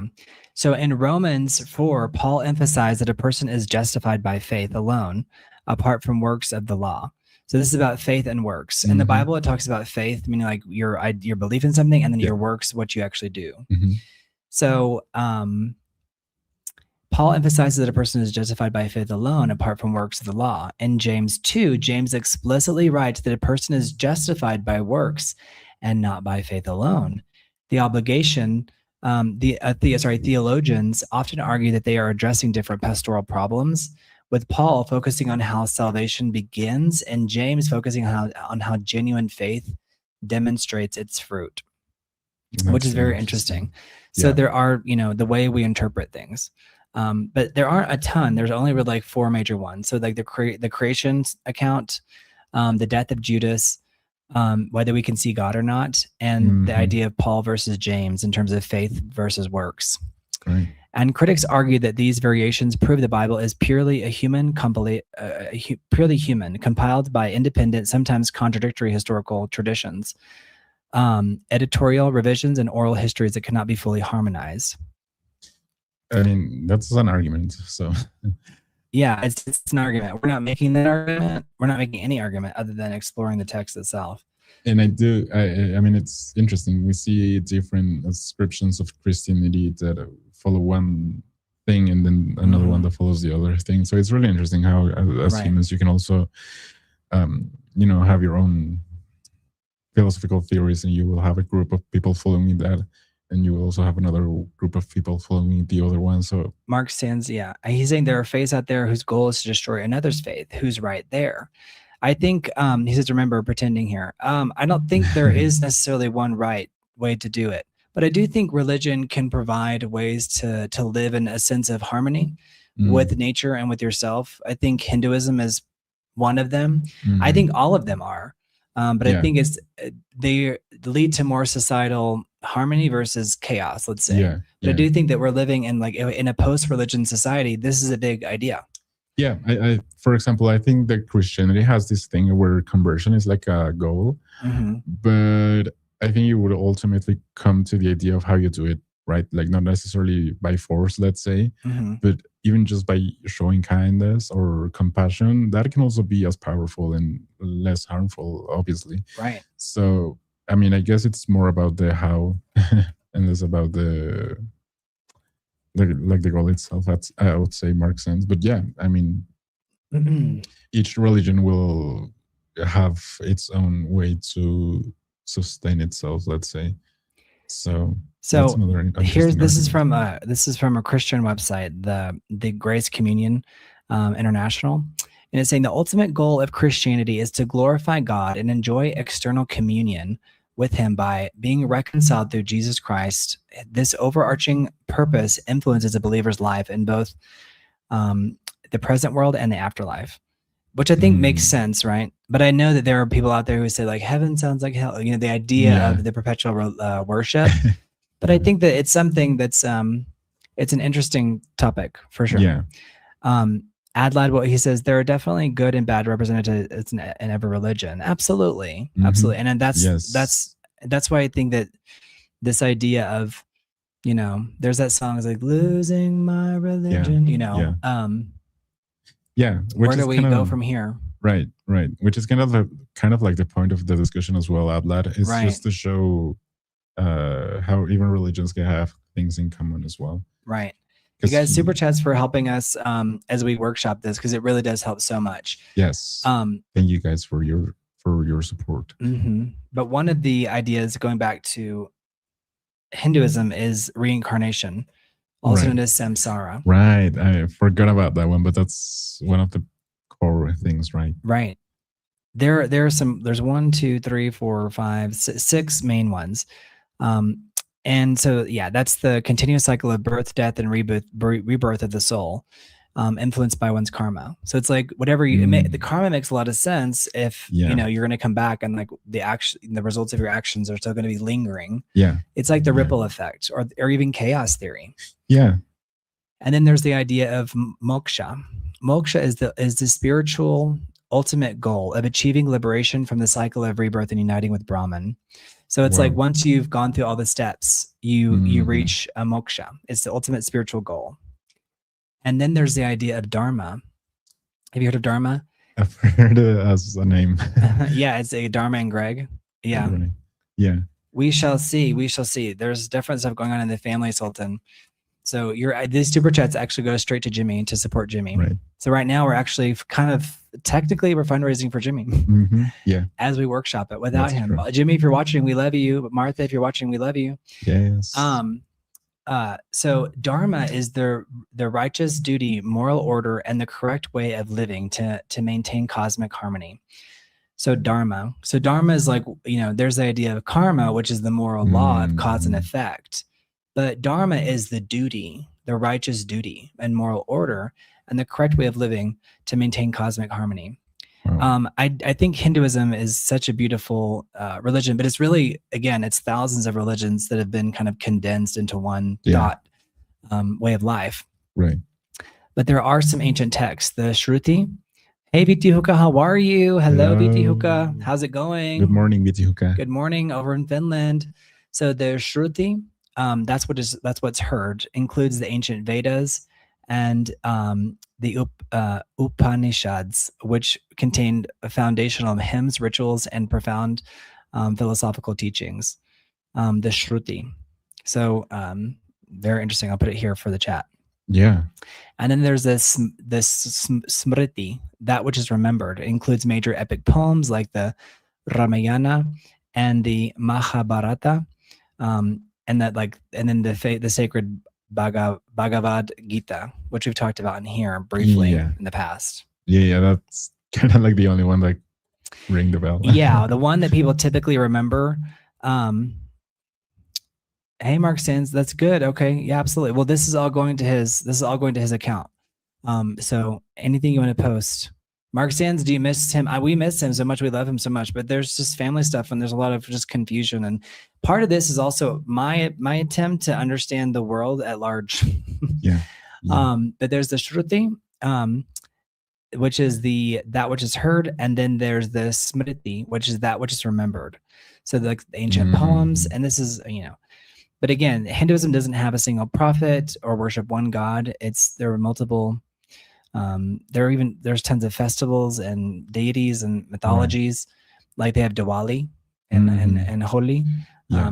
And then there are concepts that come out of that, like yoga and meditation, which we all can practice, right? Yes, right. Yeah, from what I know, which isn't a lot, I think that Eastern religions tend to have like less of a single prophet, let's say, and they focus more on like a human practice altogether. To kind of have peace with oneself, I think. Can you guess what the largest religion in the world is? Ooh, is Christianity? It is. Okay, yeah. Around 28 to 31% of the global population is Christian. Wow. Yeah. Isn't that wild? I would expect that number to be a little bit higher, but it's interesting. Okay, can you guess what the second largest religion in the world is? Second one, Judaism? It's Islam. Oh, Islam. Okay. So Islam has around 1.9 to 2 billion followers. Wow. So Christianity is the most, and then it's followed by Islam. And there's around 1.9 billion, or 24% of the population says that they're atheists or agnostic, so they don't really adhere to any one religion, let's say. Yeah. It says family stuff is ever changing. What should be will be in long term. Try not to stress too much. Mark Sands, thank you. I appreciate that so much. That we, there's so many things that you just, you can't feel it because it would just be too painful to like. Yeah. I don't know. It's like there's a lot of fear. There's a lot of fear going. Fear. You shouldn't really make decisions based off of fear. Yeah. Right. Right. I think so. Yeah. Thank you, Mark Sands. I appreciate that so much. Thank you. So after like there's Christianity, Islam, and then if you had to count like a non-religion, that would be the third, right? And then Hinduism is the next with approximately 1.2 billion. And the reason why Hinduism is not higher on the list is because it's confined to those regions predominantly, and the diaspora of India, Pakistan, that area. And then after that, guess what the next one on the list is? Which some people might argue whether it's a religion or not. Oh, Buddhism? Yes, that was my way of giving it away to you. Yeah. Yeah, so it's approximately 500 to 530 million people practice Buddhism. So, yeah. And it says the funny thing about the number of Christians is that we argue amongst ourselves about who a real Christian is and who a one isn't. Kind of funny, but also sad. That's so real. Right. That is such a real thing. Yeah. Within Christianity, it's such a large religion that there are so many different interpretations of it. Yes, and there are many ascriptions. Yeah. It's interesting. I mean, it's kind of funny, but also sad. Yes, because it creates conflict. I mean, it historically has created conflict. So again, it's just it just shows how humans can have, many things going on. It says Christians should focus on grace. I would agree. Well, how would you describe grace? It's like a God's. It's like God's design, right? Like designio. It's kind of like God's thing that he decided to put into an individual, right? And by doing so, he is kind of like saying, "You are forgiven. I have given you my mercy." Amen. Yeah. So it says grace is Christianity is the free, unearned, and undeserved favor and love of God extended to humanity, primarily manifested through the gift of salvation in Jesus Christ. So basically what you just said, which is, I think, also like a really foundational concept, which is like feels very inherently healing. Like you don't have to necessarily earn it. You don't have to do anything to get it. Exactly, yeah. But it's just given to you by God because he decided so. Yeah. So this is going to Sultan. This is going to Jimmy. Any super chats are going to Jimmy. But so let's. What do you think is the biggest offshoot, or what? There are different branches of Christianity. So there are three major ones, and there are Catholicism, Protestantism, and Eastern Orthodoxy. And there's another one. There's an Oriental Orthodoxy, but it's a bit smaller. Right. Which one do you think is the biggest? Catholicism has to be, right? It is. It says, come get some very cheap drinks after the show. Jimmy doesn't need every penny. Well, Mark Sands, this is linked to his AdSense account, so it's going to his account either way. But keep him coming, Mark Sands. Thank you, Mark Sands. Yes. Thank you. So Catholicism, or Roman Catholicism, has around 1.3 billion people worldwide. Wow. And it's headed by the Pope, or the Bishop of Rome, who resides in the Vatican City. Yep. And it accepts the authority of church tradition alongside the Bible, and it teaches that grace is received through the 7 sacraments, such as baptism and the Eucharist, and practices the veneration of Mary and the saints, right? Right. And then Protestantism, which has around 800 million people worldwide, emerged during the 16th century Protestant Reformation. Isn't that wild how early it was? Yeah. It's kind of mind-blowing. Yeah, it's still very young. Yes. It emphasizes the sola scriptura, Scripture alone, as the highest authority in faith, concepts of justification by faith alone, and the priesthood of all believers. It is divided into many major denominations, including Baptists, Lutherans, Methodists, and Presbyterians, and Anglicans. So it's very, very interesting, this idea of this, that the Protestant Reformation was just in the 16th century. Right. It says back to Venmo sec. That's right, Mark Sands. Yeah, Venmo comes because everything else goes to Jimmy. Thank you, Mark Sands. Emphasis on the sola scriptura. So this is for Protestantism, Right. which there are around 800 million people worldwide. And so this has, different denominations and the idea of the priesthood of all believers, Baptists, Lutherans, Methodists, Presbyterians, and Anglicans. And then there's the Eastern Orthodoxy, and that's split, but that's a split off from Western Christianity during the Great Schism, which happened in 1054 AD over political, cultural, and theological differences, including the authority of the Pope. So that was the Great Schism. And it's governed collectively by a group of synod bishops rather than a single supreme earthly leader. And the key beliefs of Eastern Orthodoxy are the places of heavy emphasis on holy tradition, ancient liturgy, mysticism, and achieving a spiritual union with God. Have you heard of Eastern Orthodoxy? It's like kind of like in Russia. Yeah, like Eastern Europe, Russia. Yeah. I've seen that they also have, because I think Protestants are the less visual, let's say, to call them a way. And both Catholics and Orthodox have like their attires and everything, right? Like their own architectural style. And in that way, Protestants are like less identifiable, let's say. Yeah, I can pull up some images here so we can just have a visual of. Yeah. Because thinking of Eastern Orthodox, it does pull up some different some visuals for us. Yeah, but I see how. I mean, Catholicism is also. And it has its own thing. It's still very big, yeah.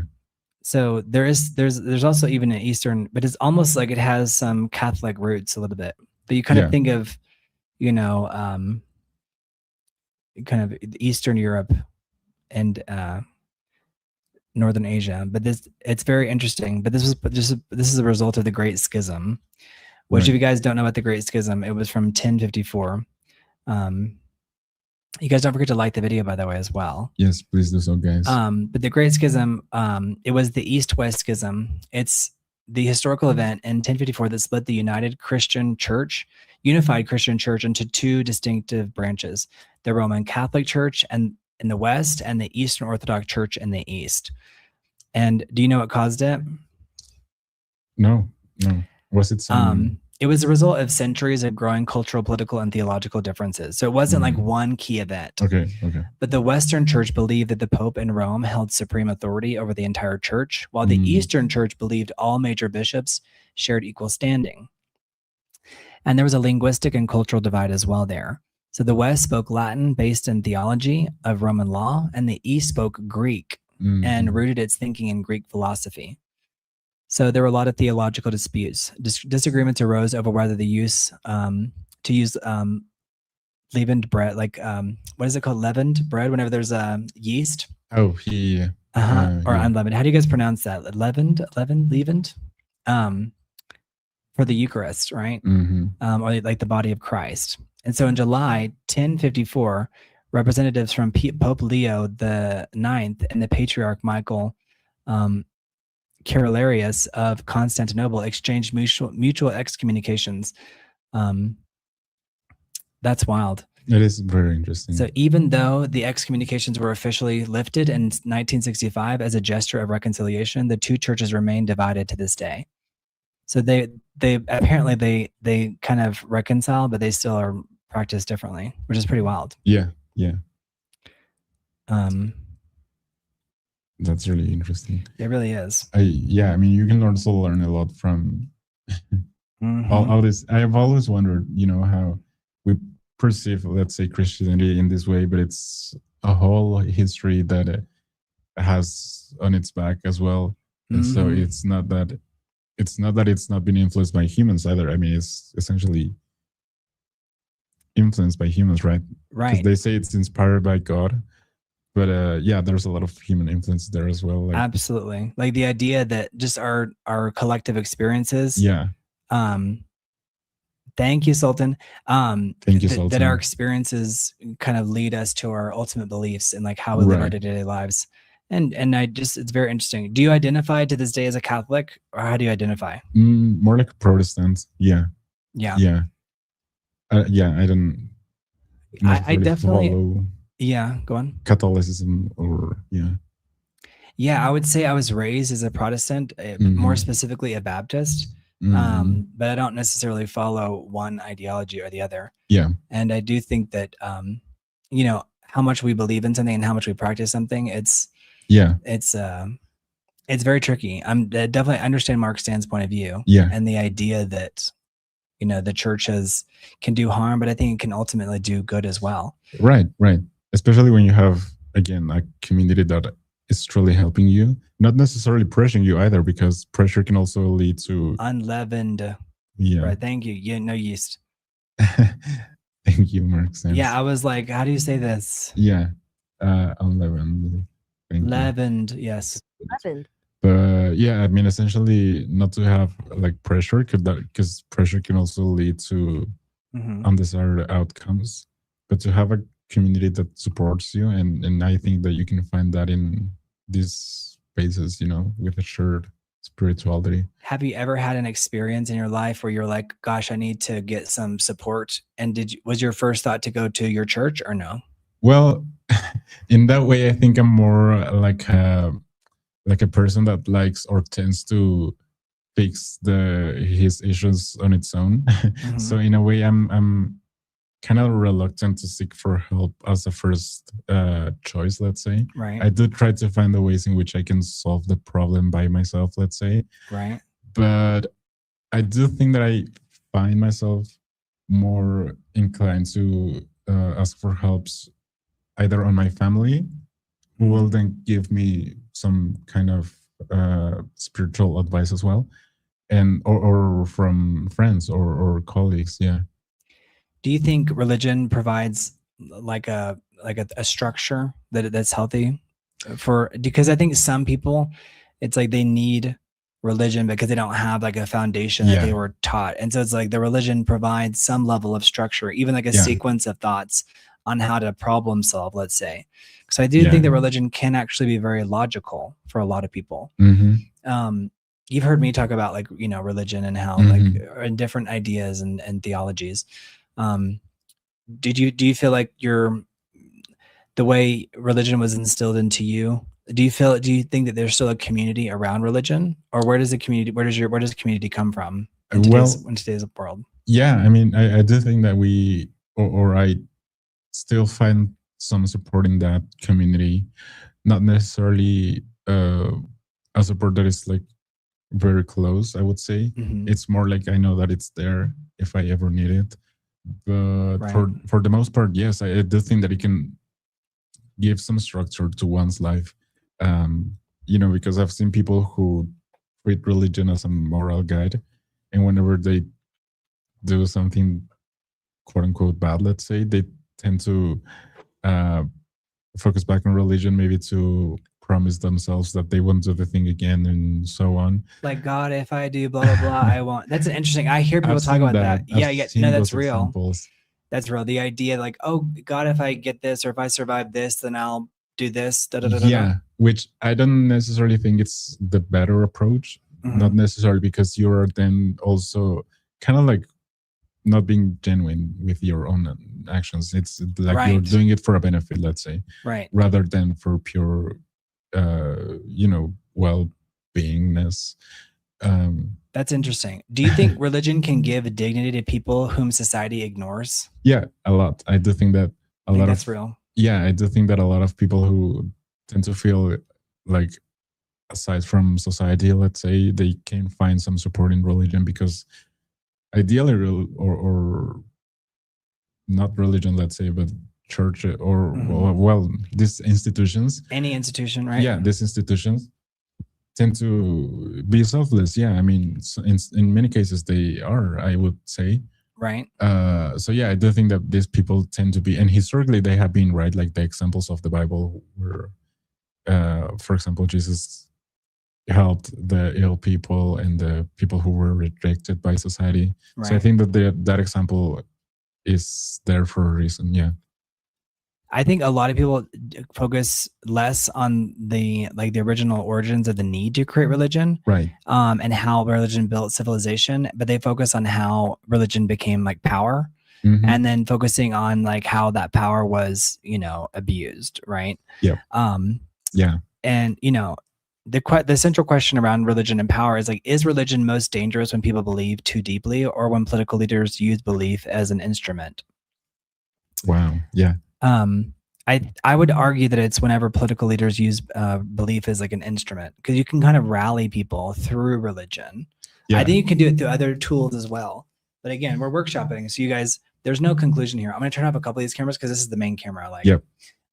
Because also this is like a live thought experiment, guys. So y'all participate in the chat. This is really deep stuff. Yeah. Because we're actually figuring it out together versus isolation or alone with your laptop with your head bouncing ideas around. You know, it's kind of helpful to have an audience, because I love how people can, oh, you should do this, or we should do a video on this topic. It's very interesting.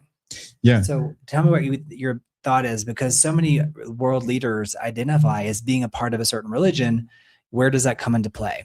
I do think that it's let's say more dangerous when the leader uses that power, that position of power, to pursue the guidance of people, let's say, because they can also then use it to their advantage, and they will do it. I'm not.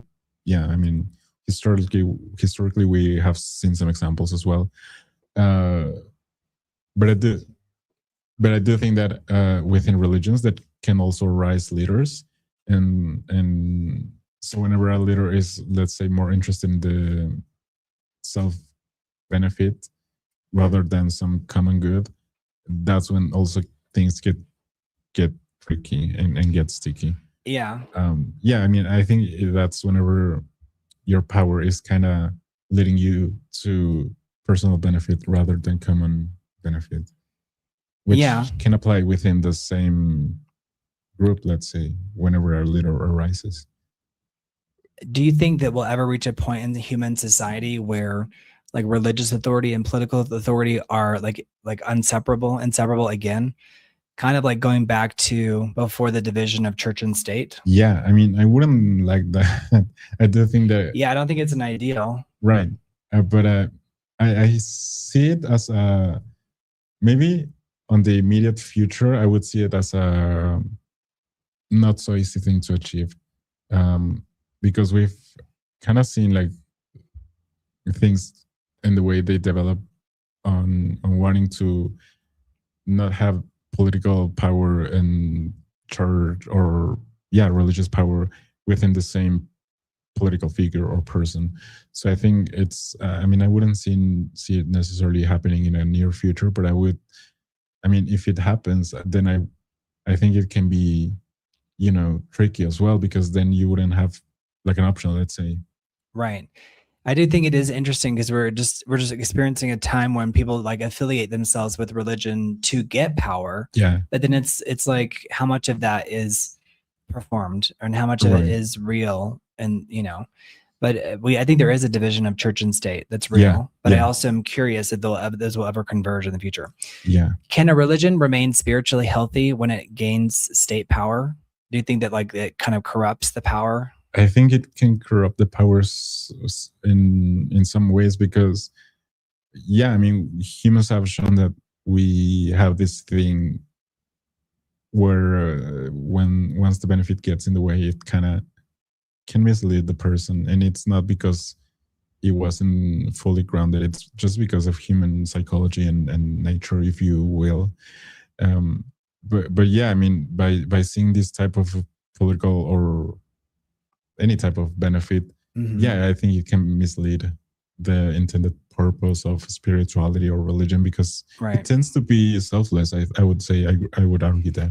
Right. So it's like if you're dictating things, and it complicates issues. I think so. Adlad made a good point. He said, I would definitely say when political leaders use religion for their own goals, but also when politicians use their religious interpretations to fight or oppress others. Yes, it's very tragic. It's like a tragic use of it, for sure. Yeah. Is suppressing heresy about protecting truth or protecting institutions? I mean, I think that idea almost is like a forgotten concept, because heresy seems to be so common in today's world. Yeah. The idea of heresy, that it's almost like not even called that. It's just called like free speech. Right. That's a good point. I mean, I would say I can think. it's such a funny, like the word heretical, like that's heretical. Yeah. You know, it just shows us how we used to see everything through this biblical lens. Yeah. And now in today's world, it's almost like, oh yeah, I forgot that we used to use that word heretical. Right. Like there's like the heretical Bible, or, you know, it's not really. Heresy is a self-chosen false teaching that contradicts core apostolic truth, and creates destructive divisions within the church, according to the Bible. Yeah. So this is the, here, I'll put this in here in the chat.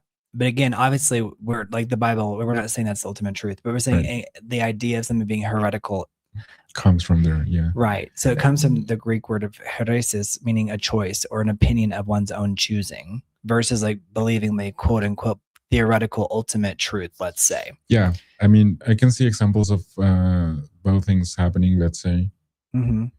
Heresy used in both ways.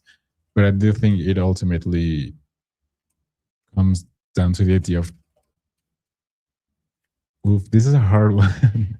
Yeah, it's interesting. I think it's kind of inherently like kind of a fascinating idea. Yeah. This idea of like what is heretical, and but it comes from this idea that it's not just an opinion, but it's a self-chosen false teaching. Yeah. Which kind of sounds like I mean, it sounds like strong language, right? Yeah, it is. Isn't that interesting? Like our response to that language?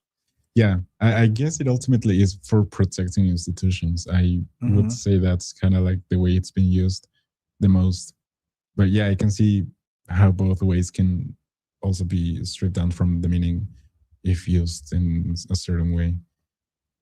By the way, bye, BT Hookah. Thank you for being here. Thank you for being here, BT Hookah. Thank you, BT Hookah. Have breakfast. Have fun in Finland. Have a great day. Yes. Thank you, Adlad. But yeah, Adlat says religion and politics should never mix, but not every country has a strong separation of the two. And in some places, like here in the US, some want the separation removed. Well, that's interesting. That is an interesting point. I didn't know about actually want to. That people wanting like that separation removed. That's interesting. I mean, I think every culture has some group of people that want to remove the division of. But maybe that I think is more amplified in certain countries. Yeah, it can be, I think, which is I mean, I would be interested in listening to their arguments, right? But yeah, I think whenever you mix politics with religion, it can definitely be tricky. Because then you wouldn't represent necessarily like a whole population, right? You would focus on a certain group, maybe. Well, you're right. It's kind of like the idea of the Handmaid's Tale. It's like one certain group of people gets power, and then they enforce that onto the rest of society, right? Which for a large, for a long time, that's been the case, right? And so it's like a relatively new thing. True. But I do think some people may argue that the reason why so many people are lost, it's like lost lambs. We need a pastor. We need the, you know what I mean? Yeah. That's like a good argument if you're going to make that point. Right. But there's this idea of heresy in the New Testament, like Paul and Peter talked about it. They even talk about it in Corinthians. But Paul notes that heresies or factions or divisions happen so that those who are genuine may be recognized.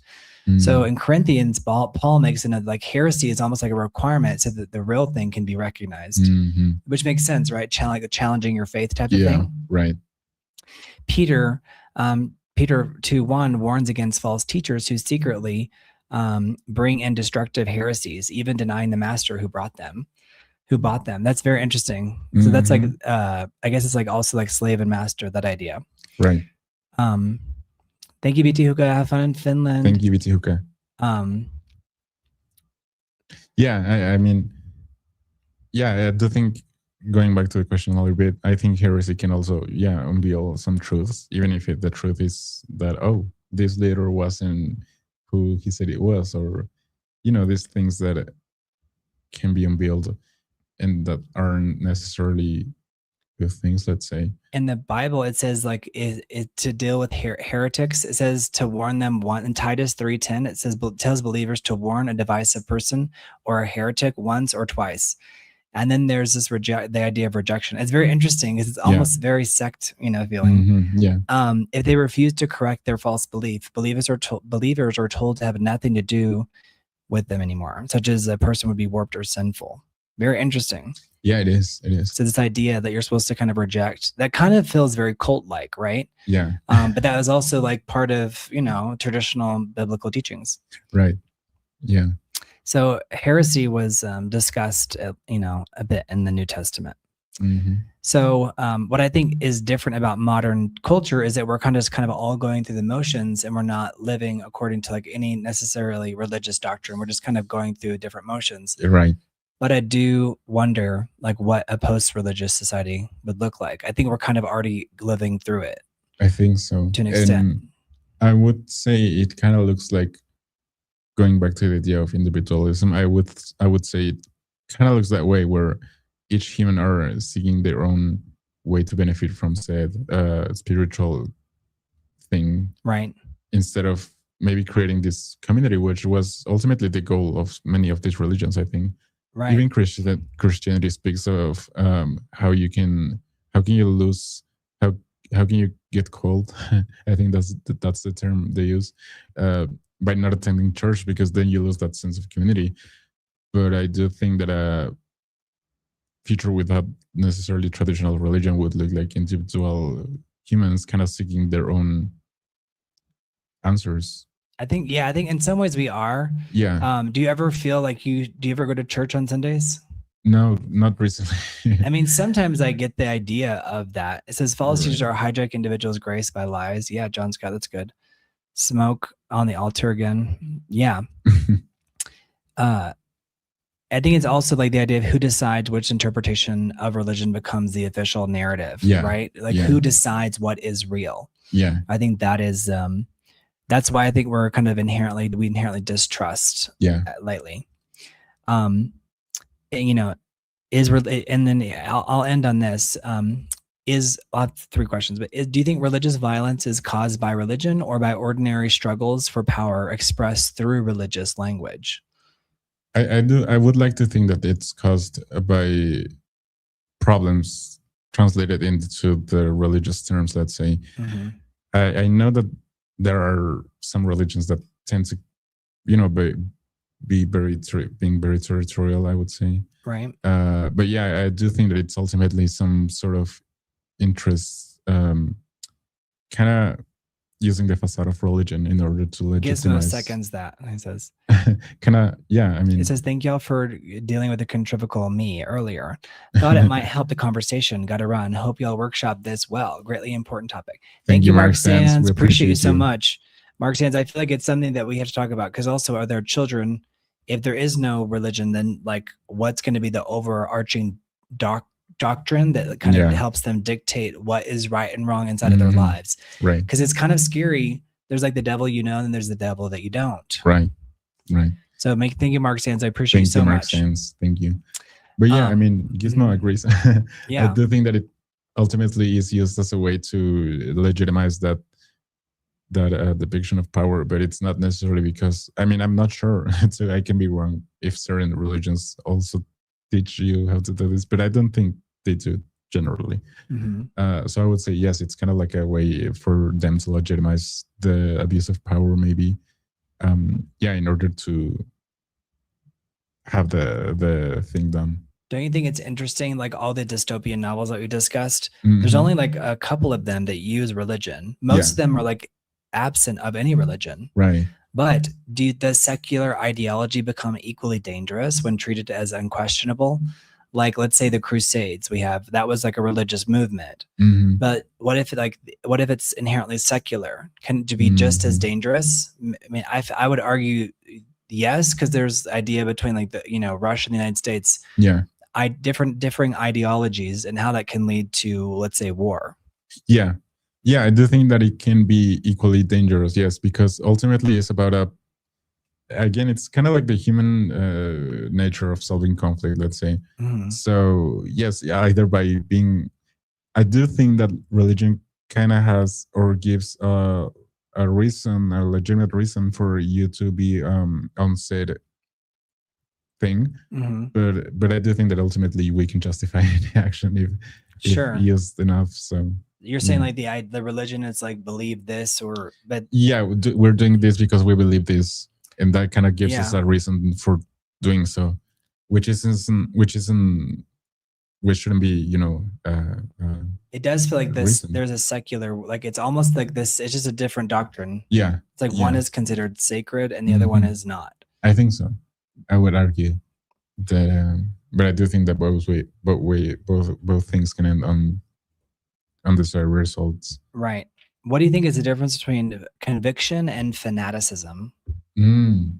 Like someone has like a real religious conviction, and then someone else is like a fanatic. I think it's funny that we use the word fan so casually nowadays, but yeah. I do think that ultimately fanatics, fanatic, they don't have they aren't sure, like they aren't completely sure that they believe the thing that they're preaching. Mhm. So I think conviction is ultimately trust in the thing that you believe in, and it's Mhm. like a blind trust that the things that you believe in are real and are true. And I think when you don't have that truth, that's when you can become fanatic, because I think fanatics. That's good. That's deep. Keep going. I do think that fanatics tend to show that they believe rather than actually believing. So they kind of need that, again, that legitimization in order for them to feel that they are fulfilling their belief. When in reality, you, Adlad. Thank you, Adlad. Thank you, Adlad, for contributing to the conversation. Thank you, Adlad. When in reality, conviction can also be very personal and very. John Scott, super chats for that. Amen. Yeah, I think he's saying what you're saying, which is, but he's saying it like in a simpler term. That conviction is private. Yeah, I do think. Yeah, go on. Sorry, I do think that conviction can be very private. I mean, you can be praying alone in your room, and you don't necessarily have to have a crowd looking at you and seeing that you're praying. Right. So yeah. For you to believe in it. Yeah. So, like, according to the dictionary, that says conviction is a deeply held belief based on reflection, reason, and personal values, while fanaticism is an obsessive, uncritical zeal that rejects all alternative perspectives, which I think is pretty much sums it up.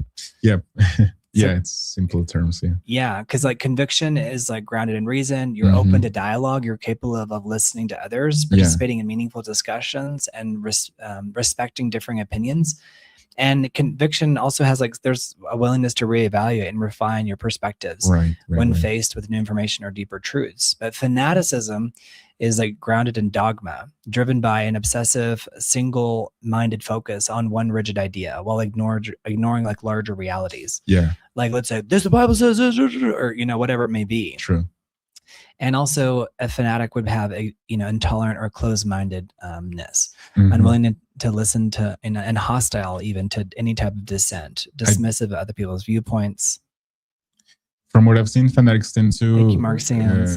Thank you, Mark Sands. Thank you for being such a loyal viewer and helping us grow the channel, Mark Sands. You truly are.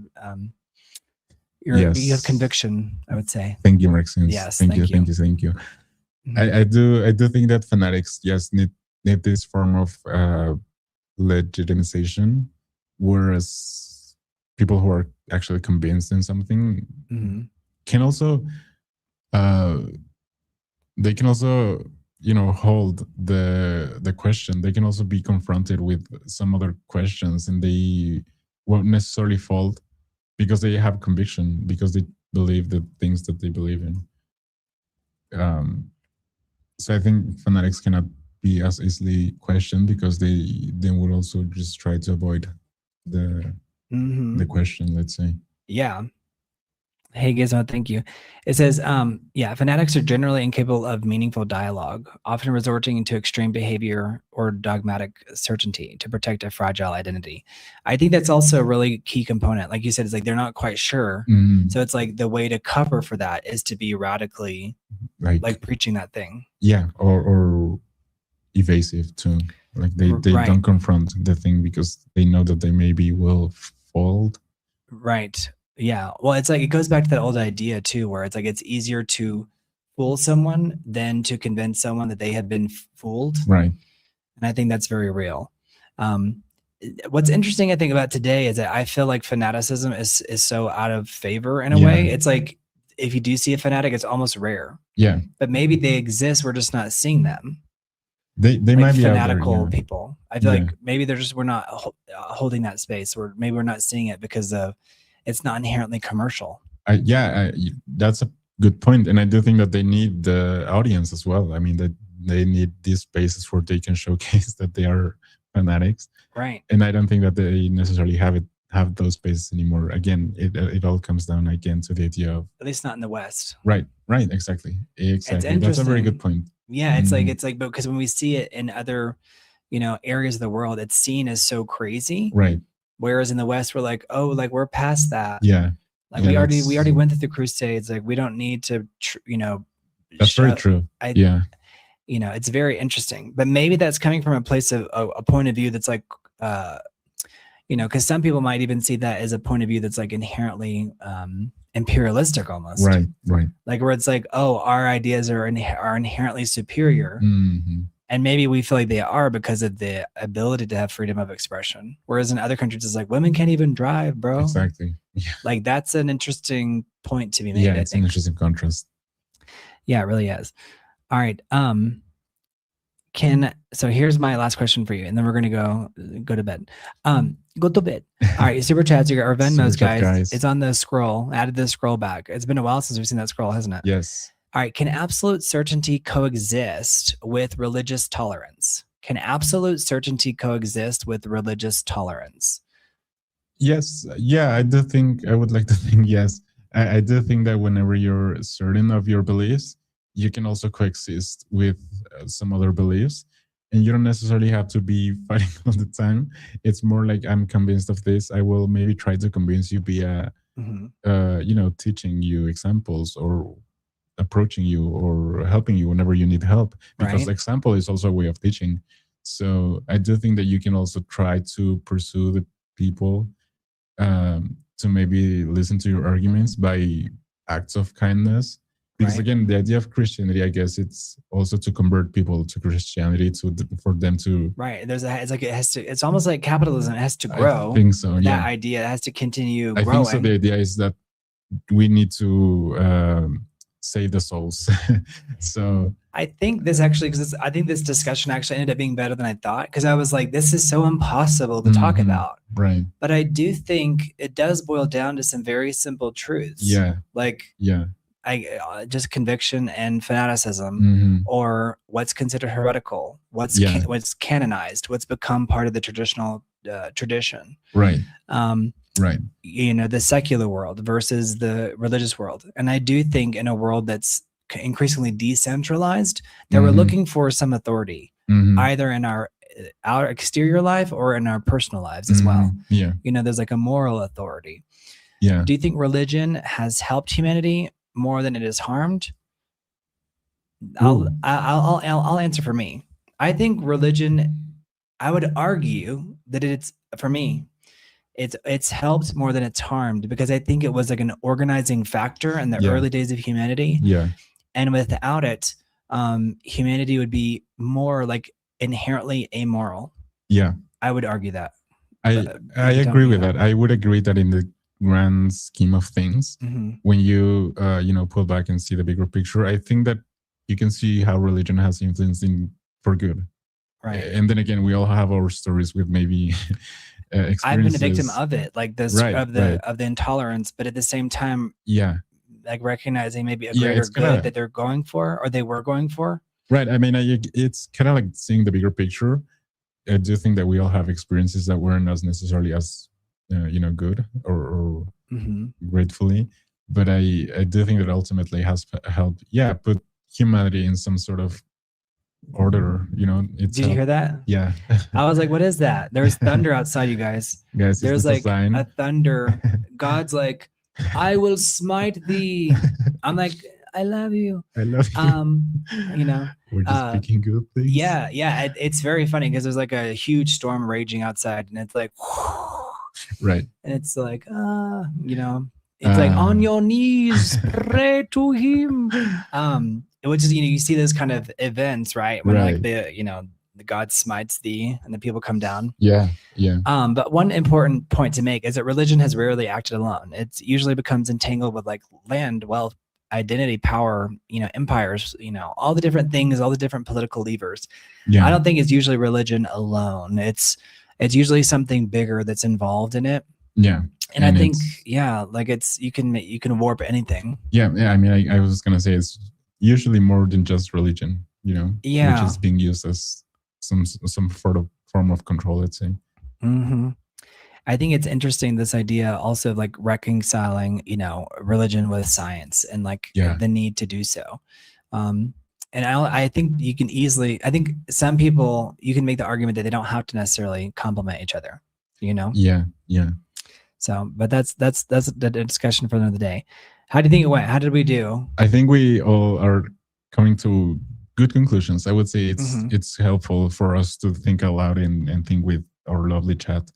Because thank you guys, chat, for helping us kind of work this out, because there's so many different ways to discuss it. And I do think that there is a large segment of society turning back to religion. Yeah. But I don't have one declarative statement or premise, other than I think it's just a natural byproduct or result of a decentralized system and people looking for some collective unity and potentially order. Yeah, exactly. I was going to say that, yes, I do think that we are ultimately all trying to seek for answers, and we may find that in religion or any form of spirituality for that case, for that matter.